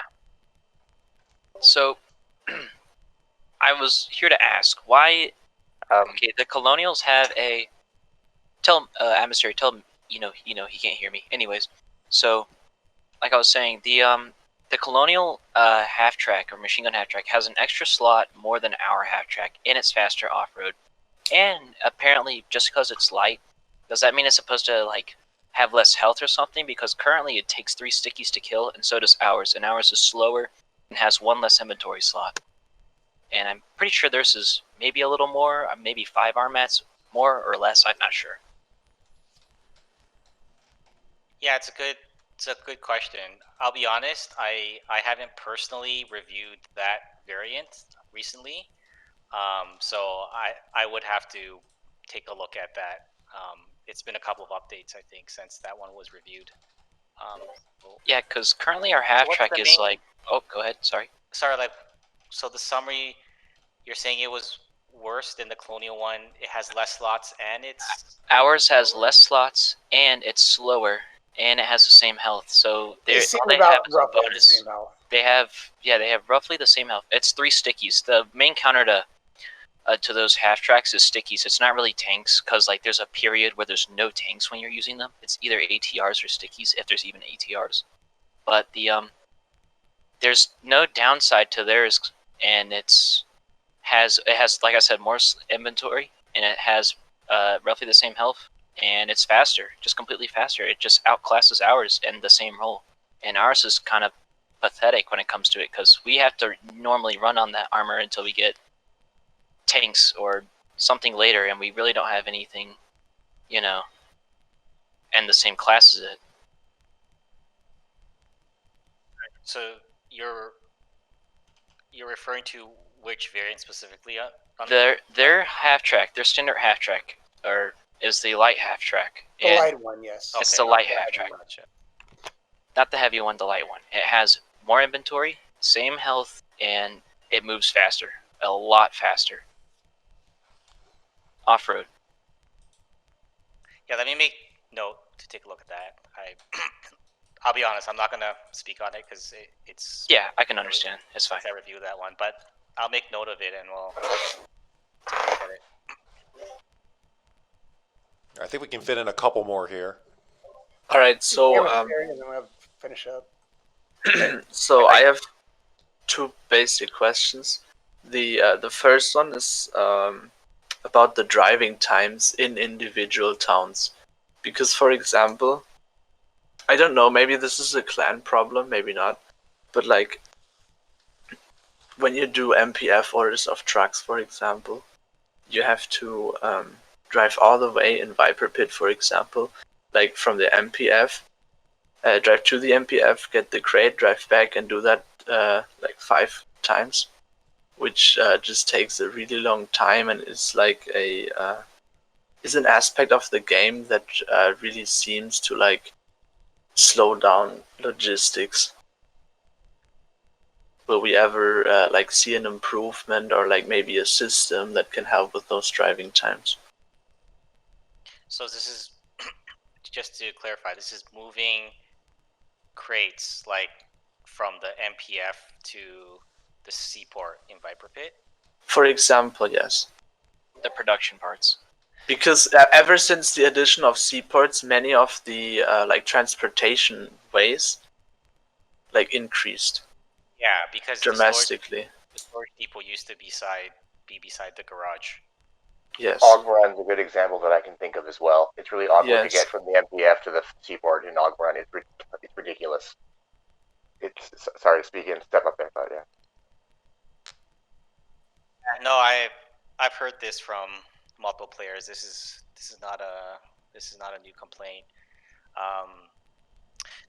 Yeah, it's gonna be something that we got to put on the list, and we're gonna see. There were ideas. So this is just completely like an exploratory thing that was suggested in the past on the team was to have like a forklift type of vehicle that can maneuver really quickly inside a logi town to help alleviate this problem. That's not something that we're planning or that we're doing, but that was an exploration on how that can be improved. But just to be upfront, yeah, it's just something we gotta take a look at. I have heard about it a couple of times, but there's no plan right now to help that. Maybe what we can do is at some point review the locations of some of these things. But again, to be upfront, I don't think that's in the next update or maybe like the one after that. Yeah. And the other question is, will we ever get reprimands back? I mean, with the current edition of the up and down vote system for like people like being inappropriate in chat, for example, will we ever get a similar system to like reprimand? I already asked you guys a question about that. Do you guys think that would help or make things worse? There was a time, I don't know if any of you guys remember this, there was a time where reprimands were not anonymous. If I reprimanded somebody, they would know I reprimanded them automatically. So that's a good idea, yeah. They would go reprimand Joffrey on that. Jeffrey. I say if you bring back reprimands, make that mandatory. That way you know who reprimanded you. Actually, if you're going to bring it back, don't hide it. Actually, I'm on the opposite end. That could be the one thing that rank abides you, the ability to reprimand. So let's say a higher ranked player could reprimand, but a low ranked player would have a lot less, let's say. So you maybe wouldn't have a lot, let's say, even like a lieutenant colonel maybe would only have like, 3 per day or something like that. So you couldn't be spammed or whatever, but it would just be something you could selectively use to call out somebody who was, trolling or whatever. That didn't need to be reported or whatever, have to report somebody for team killing for goofing around or whatever. But it might be on an active front where they are wasting supplies. So, because there's a lot of, I feel like especially on the Warden side, there's a lot of cases where we don't necessarily want to punish people like for having fun. But there's a time when you have a balance between, having fun on the battlefield and then having to be serious.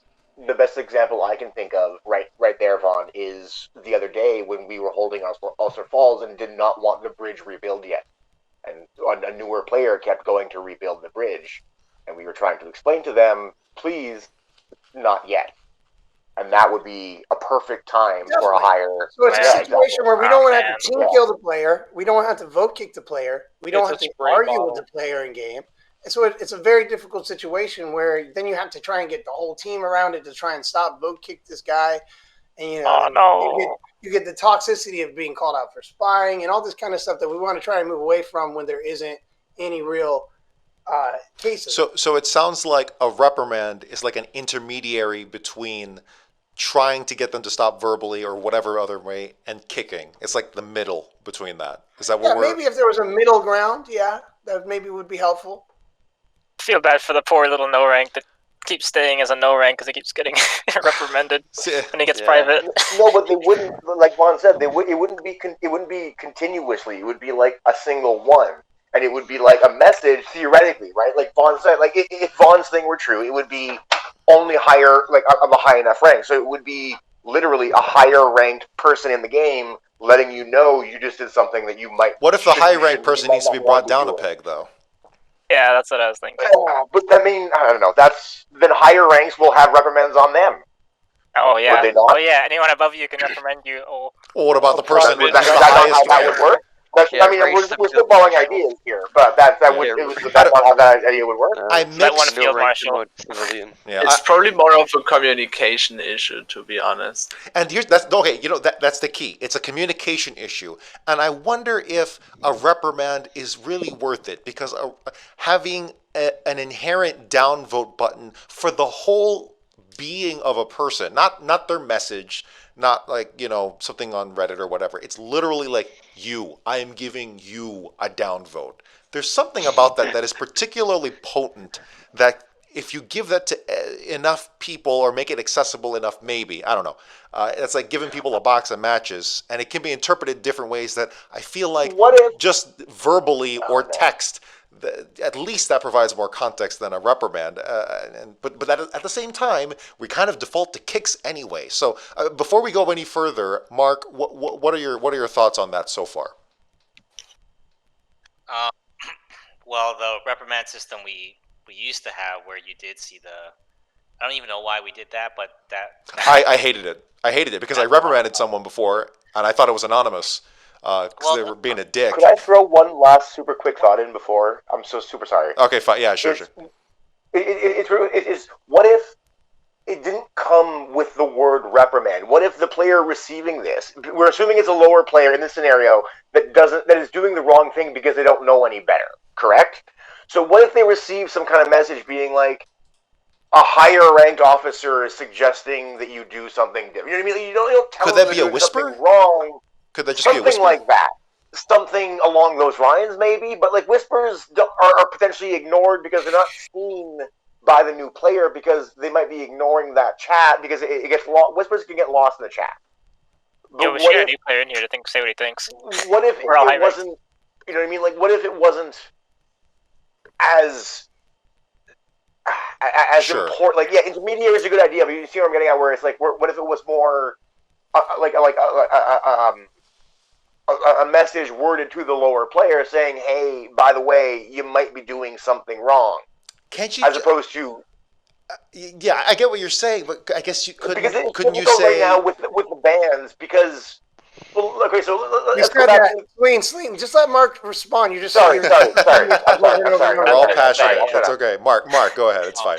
No, I don't really have too much. Like I do like that point because when you think about someone receiving a reprimand, you see this thing on your screen. You've been reprimanded, even if it didn't say the name of it. Just imagine in your head, what are the outcomes of how that player is going to feel? Like, how many players are going to be like, well, I got reprimanded. I'm going to admit that I was wrong, and I'm going to change my ways. Like, that's pretty much 0% chance of that happening. Yeah, but, not on the internet. Exactly. Not on the internet. But if it was worded in a way that was more like a suggestion, that part is interesting.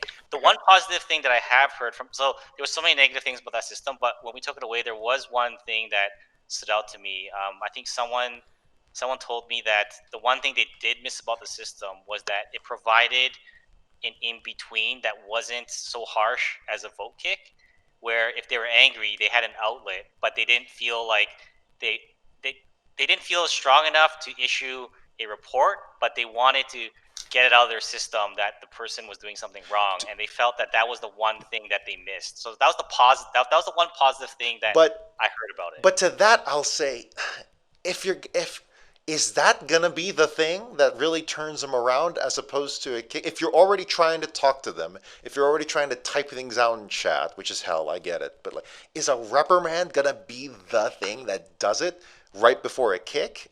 Maybe. May I?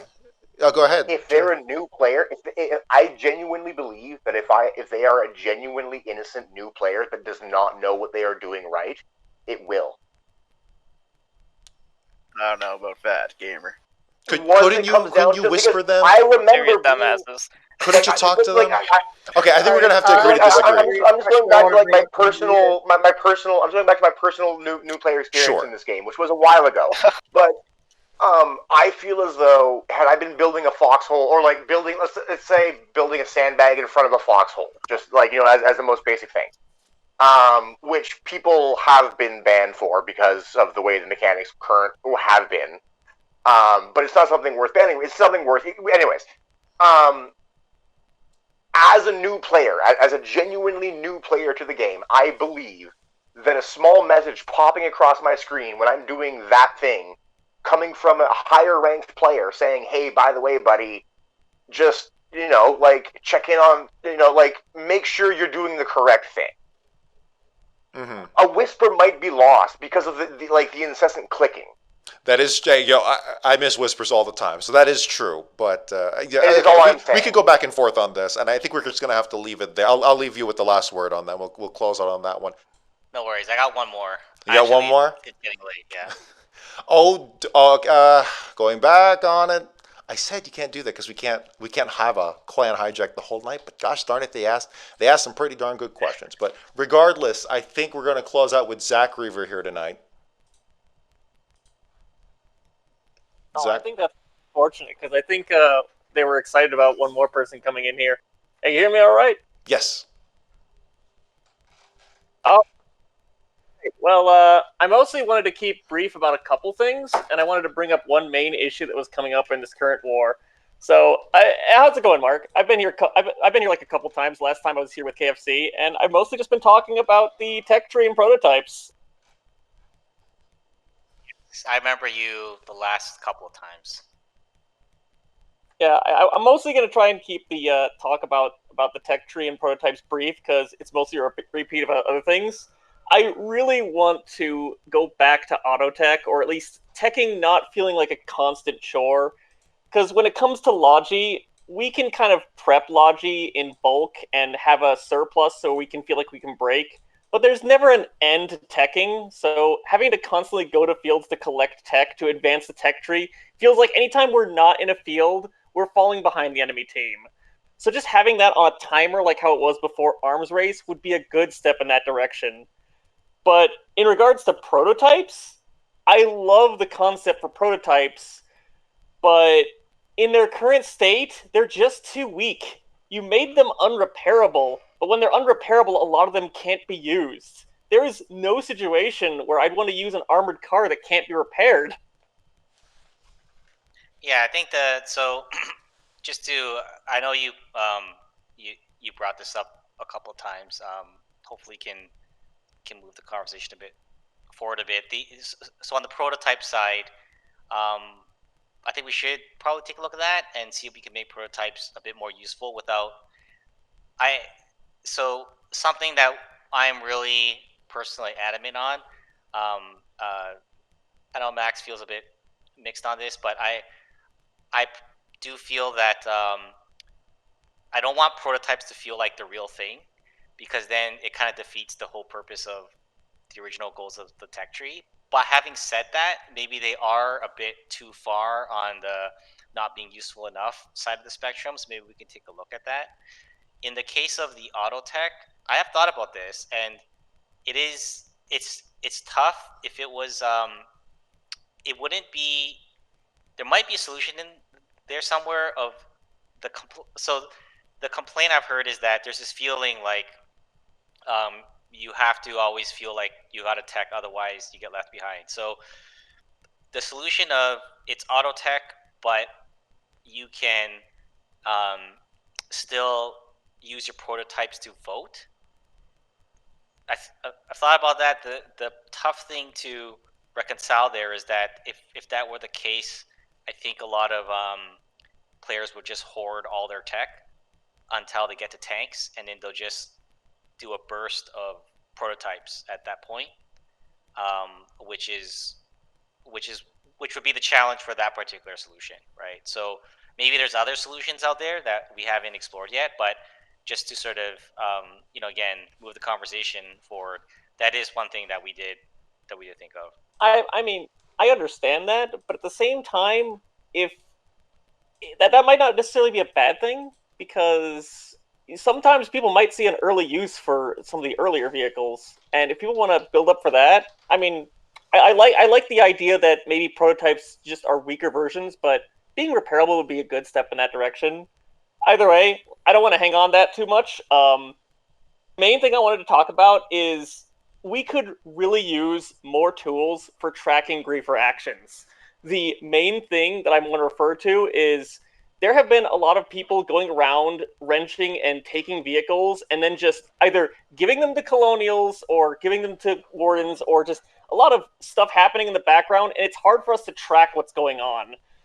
The main thing is we go to a front, we bring a tank, we use the tank for a little bit. We might see that the situation doesn't call for a tank, so we put the tank in reserve and we go do something else. We take our eyes off it for a little bit, and then we go back, the tank is gone. What happened to the tank? We have no idea. Anybody can go up to it, wrench it, and then the tank is just theirs. They have it, they go on with it. Having to have a bodyguard just constantly watching over these things to make sure they don't get wasted or misused is frustrating. And I understand, it's hard to tell the cases apart, but what I think would just be really helpful is when someone wrenches a vehicle, if we just have a broken lock on the ground that shows the name of the person that wrenched it.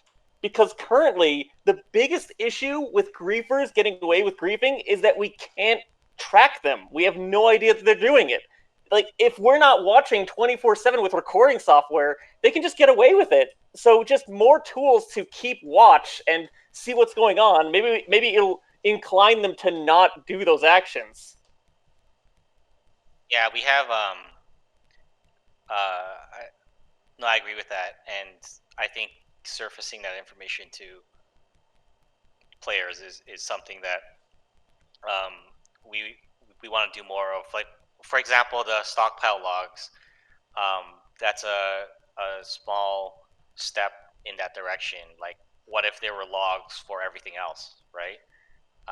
As you say, just players being able to see who wrenched a vehicle, if it was an ally, as an example, would be another step in that direction. I think trying to get more information wouldn't hurt the game. I don't see how that makes anything worse. I mean, there's always this problem of there might be some kind of witch hunting issue that might surface there. If you imagine a world where, I'm going on a side tangent, but this is just something that we have talked about before, which is why I'm going on this tangent. We have talked about a system where literally everything's tracked, right? Every action is tracked, and anyone can just be right-click on a player and be like, I want to see what this guy did in the last 1 hour, and you can literally see everything. They went to this, they were in this region, they took a vehicle, they wrenched a vehicle, they drove over here, they took 5 crates of this, and we've thought about doing something like that, and I think that I think is something we want to explore in the future. But there's also this other trade-off of is that going to create these witch hunts? An example, the classic case of this is there was one time this player that was pulling out tons of supplies out of a base, and then everybody, I remember there was a Reddit thread where everyone was like, oh, it must be alt counter or whatever, griefer or something, and then that player came to that thread and admitted it and said, no, I was really just trying to evacuate the base. These are the reasons why. And everyone was like, oh, actually, never mind. That makes total sense, right? That person might have been me, because I've done that before. But it's you surfacing the information is good. The only risk there is you can create these witch hunts where people start getting paranoid and actually thinking, wait, is this player what's this player doing? They drove here, they dropped the stuff off. Are they trying to do something? Right? I was about to say, do you want 82 decay to have an Inquisitor division? Because that's how you get Inquisitors. But sorry, Zach, go ahead. Because I have been on the receiving end of that multiple times. Go ahead. Now is because we don't have information. People can just get away with these things, and like they rent a vehicle, they take it. It's like, I don't know what you're talking about. I've had this vehicle the entire time. They can lie and get away with it, and we have no way of proving them. And then we look like the assholes. I don't want to accuse someone of doing something they didn't do. But if I just say, hey, I went over here, I had a tank here, it has your blueprint that you rented it. Did you take my vehicle? Could you bring it back? And they're like, oh yeah, I'm just moving it. Like, at least if we can confront them on it, we can find out if it was a legitimate thing or, oh my god, they're stealing my tank and getting away with it. But can you see a scenario where someone else, so obviously, we would probably be in good faith about that, but can you see a scenario where someone would abuse that or not handle that responsibly and would wind up inadvertently doing a witch hunt? I mean, here's the thing. That situation is probably going to happen regardless, but we could also just plan around it and just be like, all right, so if I go and wrench this vehicle, I'm probably going to get seen as doing it, but what I could do to avoid that is I could leave a sign saying what I'm going to do. So I could plan around it and make it so that if I don't want to get accused of something, so I'll just be innocent and put down these signs. The point is, if things are tracked better, it limits the people that try to hide getting away with these things. We already have every other tool available, and it's great. I love the signs. Random idea. I'm sorry. This might be a feature I completely missed. Can you reply to signs? No. What if you could reply to signs? Like, just give us this truck is meant for this clan. It's like, cool idea. I had to, and then someone can write, I had to evacuate this truck, Mark, signed me. Can you make signs like little discussion boards so we can just like put messages on them? That would be great. Well, something we did think of in the past was to allow people to leave a log in things like vehicles, so that when you if you wrench the vehicle, you can look at the log, and the log might say, well, don't take this vehicle, I'm coming back for it. You can write in it. Yeah, it's literally, there's an idea, was like, when you use a vehicle, the right side, you see there's a panel with the fuel. Imagine there was a log there, and you can kind of, like, everybody can leave their message behind. Besides it being useful for this, it would be cool if there was some tank that survived for a long time that was passed down a couple of like players. You can sort of see like the lineage of, oh yeah, just having a message on that, because then I could also name a tank that way just by having a message on it. Either way, the only thing about that is if they wrench the tank and then move it, we might not be able to find it to see that log. So that's why I mostly just want. I think that would be more for when that idea came up. It would be more for the preventative case of like accidental. So like that wouldn't help your particular issue, but it might help cases where some new player comes along. They didn't know that's not a good thing that you should do. If they just saw something like, don't take this, sure, maybe some of them might still be a jerk and take it, but some of them might be like, okay, well, now that I know, I'm not going to take it. Because like, how many people just didn't know that they weren't supposed to, right? Versus how many were actually doing it in a bad way, right? And I'll tell you one thing, that if there was a footprint that gets left behind when someone wrenches my vehicle, since I know who it is, I'm not going to yell at them first. I'm going to be like, hey, did you take this vehicle from this place? And just talk to them calmly, because chances are they just didn't know what they were doing. And I'll just explain it to them. And chances are, if they're cool with me, I'll just let them have the tank. Because if they're a generally nice guy, I'm willing to share. I'm perfectly willing to share. It's just, I hate it when people take it without even telling, or take it specifically because they know they can't get caught. Yeah, that's a thought. You know, just that if there is a stronger deterrent, maybe that'll stop a lot of cases that may happen. That, you know, just right off the bat. I don't know. Just the ability to know who did it. Like, I know that there's always going to be people going out for witch hunts, but currently the biggest thing is you can get away with it. And as a thing about stockpile logs, you can pull stockpiles by hand and it doesn't show up in the log. So if you wanted to empty a base of garrison supplies or whatever, you just have to be on foot with an auto clicker, just clicking garrison supplies, and you'll empty it dry, and no one will know that you did it. You know, In a way, I'm thinking already, this is not a serious answer, but in a way, I'm like, if you really have the patience to do that, the punishment is kind of self-serving. So, but what, I'm not actually like thinking that. I don't actually mean that answer. I have another thing to ask. Why Sure. are we able to even pull garrison supplies? It's faster to make new ones than to pull them by hand. So why even leave the ability to pull them? Yeah, it actually might be correct to apply the soldier supplies as a restriction. If there's less than 100, you're not allowed to pull them. But you know what? It's a good point. Like, I mean, it's arguable. Like, sometimes players feel, well, this base is doomed. Why don't you let me pull them out? And other players feel like, well, you shouldn't be able to pull them out, right? So there's two schools of thought there that we've heard about. I do have one other thing I could bring up that wasn't planned. I just wasn't sure if I'd have the time to get to it. But another thing I was thinking of, I'm really all for a builder's quality of life, like a kind of deconstruction tool. And I feel like I have an idea that could probably work for it. All right, go for it. Because it has to. It has to address griefing. I think that's probably the biggest point.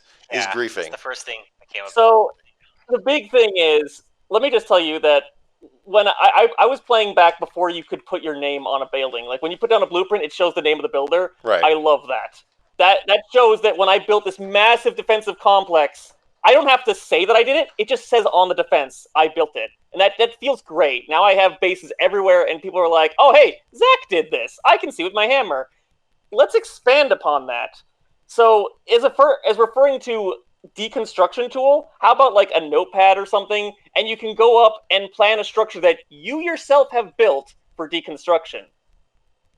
That way, if you put down the structure, like, you're deciding if you want to remove it. So at the very least, the person who built it can deconstruct it, at the very least. Yeah, so let's say I put down a foxhole just to protect me for a bit, but then I don't want it there anymore because I want to put a rifle garrison down. So you can refund. Or no, you can't refund. I don't need a refund. I don't need a refund. Make it take time. I don't care about the cost. I care about the fact that I get weapon locked if I do it too much. Okay, fair enough. Yeah, it's just, like, I'm with you there, and I really want to do that. Though, going back to what I said at the beginning of, like, we've kind of seen it all, right? And one of the things that would come up, if I'm not saying we couldn't figure out a way to add that feature. I think the deconstruction mechanic is something that I would like to work into the game at some point. So let's put that on the table first. I just thought of a scenario. I just thought of something. I know what would happen is that someone's going to build this amazing base, and maybe they're bored of that war, or they just feel like whatever, it's going to be funny. They go and deconstruct everything at a critical moment, and then their side loses that region, and then they lose the war because it was a critical front.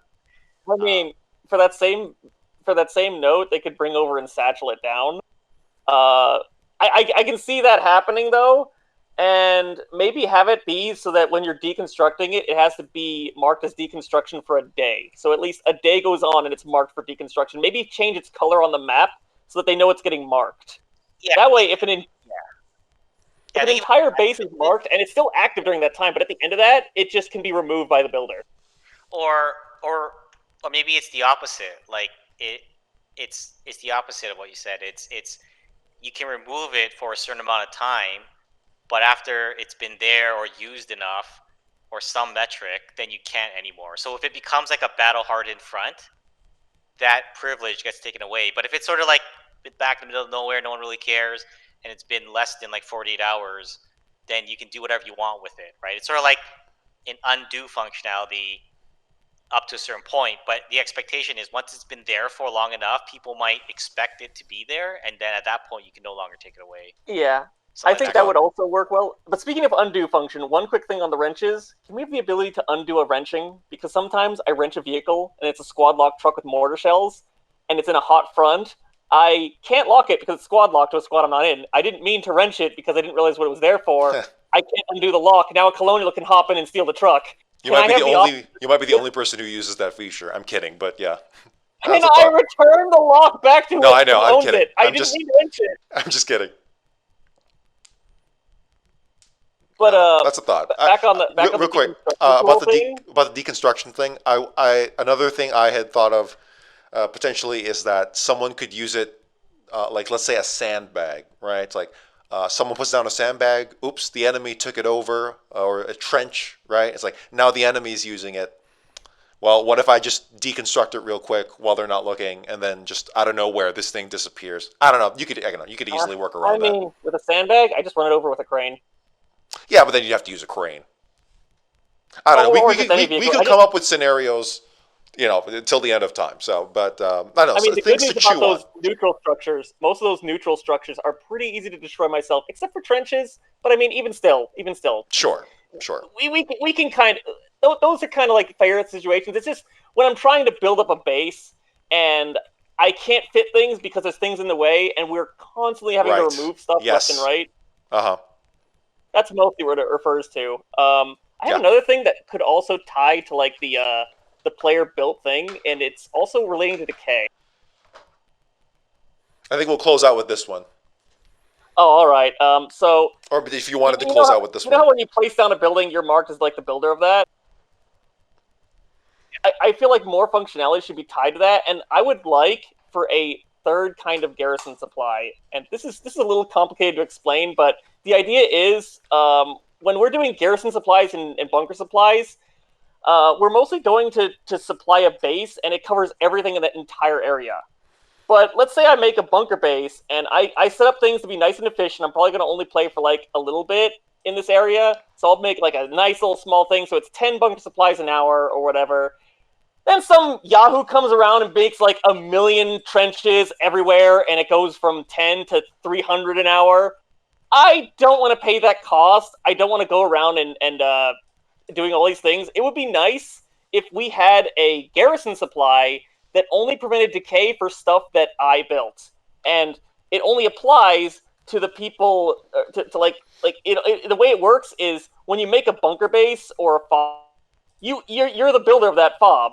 So if you put that third garrison supply in there, it only prevents decay for the things that have your name on it.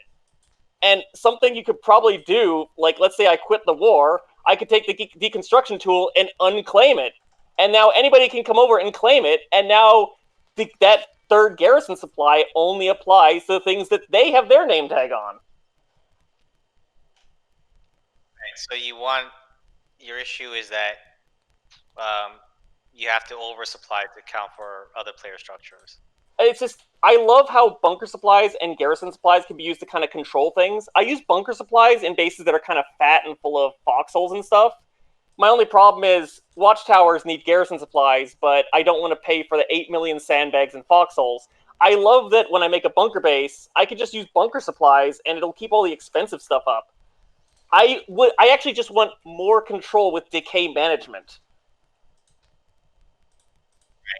Yeah, makes sense. Like, I get why you have decay in the game, and I understand it's to prevent spam and all that stuff. It just, having more options to control decay would make decay management less stressful, because sometimes you leave a base in a nice, good state, and then people just kind of flood it with garbage. And yeah, sure, they probably don't think it's garbage, but I'm the one that ends up coming to actually prevent the decay, and they're never making deliveries of G supplies or bunker supplies. At least if I knew if I like a defense or I don't like a defense, I could claim the ones that I care about, and if they want me to watch over it, they could unclaim it so I could get ownership to it, and if I feel like leaving it, I could change things. Like, that's just what I would like, just more control for decay, and that's how I would work on it, but I'm sure you could come up with a much more clean solution. That was just something I thought up ever recently. Yeah. I like that idea. I do. Yeah, too. We'll see. Hey, Zach, thank you so much for your call. Came at us with all the rapid fire of cool suggestions. Oh, yeah. I mostly try to stay neutral. I want to make sure that my suggestions are constructive and benefit both sides. I know there's a lot of... No. Good, stuff too good. Yeah. Let me just say that to close out all of these questions, I think we can just presume... I'm not worried about people being maliciously biased. I do keep a lookout for inherent unknown biases, including in myself. But so I don't think anyone's being malicious in that regard. So we don't have to worry about that. There's a lot of frustrations in the game. A lot of us are frustrated. Right. I have a never-ending list of things I could suggest, but I know I have a limited time, so I just try to keep it like to the point and the important things. And these problems affect both sides. Decay sucks for both sides. Tech farming sucks for both sides. Griefing sucks for both sides. Well, there you go. You do bring problems that are for both sides. I'll give you that. So I don't want to say one side has an issue because, yeah, sure, one side might have a small issue here, but then you got people that are spending 18 plus hours or whatever trying to work with a system that kind of fights against them, and that's what I want to fight for. Mm-hmm. Yeah, I'm with you. Hey, Zach, thank you so much. Appreciate it. Appreciate you closing us out here. Yep. Take care, Jeffrey, and take care, Markfoot. Thanks. Oh boy. Well, Mark, that was an experience. That was a I don't know. Was that a rough one? No, not at all. Okay. I like, to be honest, I wouldn't be on here if I wasn't comfortable, and I totally get it. It's what you're saying. Everybody, the reason why I don't like this kind of thing doesn't bother me as much because the thing I wish people would know, and I wish the thing that people would realize is that like inside the team, this kind of thing, like obviously it's a bit different, but it's like that. Like people on the team want certain things to happen in the game. They're like, why isn't it's the same? It's very similar, right? It's perhaps not the specific same type of requests and complaints, but there's requests and complaints all the time inside the team. Like, why is this still like that? Why haven't we fixed that yet, Mark? Why haven't this? And that's why for me it's just like another. It's very similar, so I sort of like embrace it, right? Yeah, I mean, hey, you gotta care about something to be angry over it, or at least that's what I like to. That's what I like to think. But in any case, Mark, we'll let you go. Thanks again for donating your time. Another 2.5 hours to interact with some of the most vocal community members. Apologies again for those who couldn't make it. Apologies to those in time zones that we absolutely could not include you. That is purely a matter of just personal schedules, not just mine, but definitely the dev teams who got paid to actually gotta get paid to work on games. But regardless, this is I think this was a good one overall. At least a very meaty one. We'll go with that word, meaty. All right. Hey, Mark. Thanks. Thank you again. Have a good one. Thank you. Thanks. Bye. All right. That's it. That's for the PressCorps. I'm Jeffrey Jennings. Good night and good fight. Let's get out of here. The PressCorps is a non-profit creative collective of artists, reporters, and players from the MMO video game Foxhole by Clapfoot. Our mission is to engross our audience in and amplify the stories of this unique war ecosystem. The PressCorps was founded in early 2018 by former PlanetSide 2 Radio Free Araxis host, Captain-in-Arms. It is a separate community entity and is in no way representative of Clapfoot. For more info, visit the PressCorps Discord through the link below.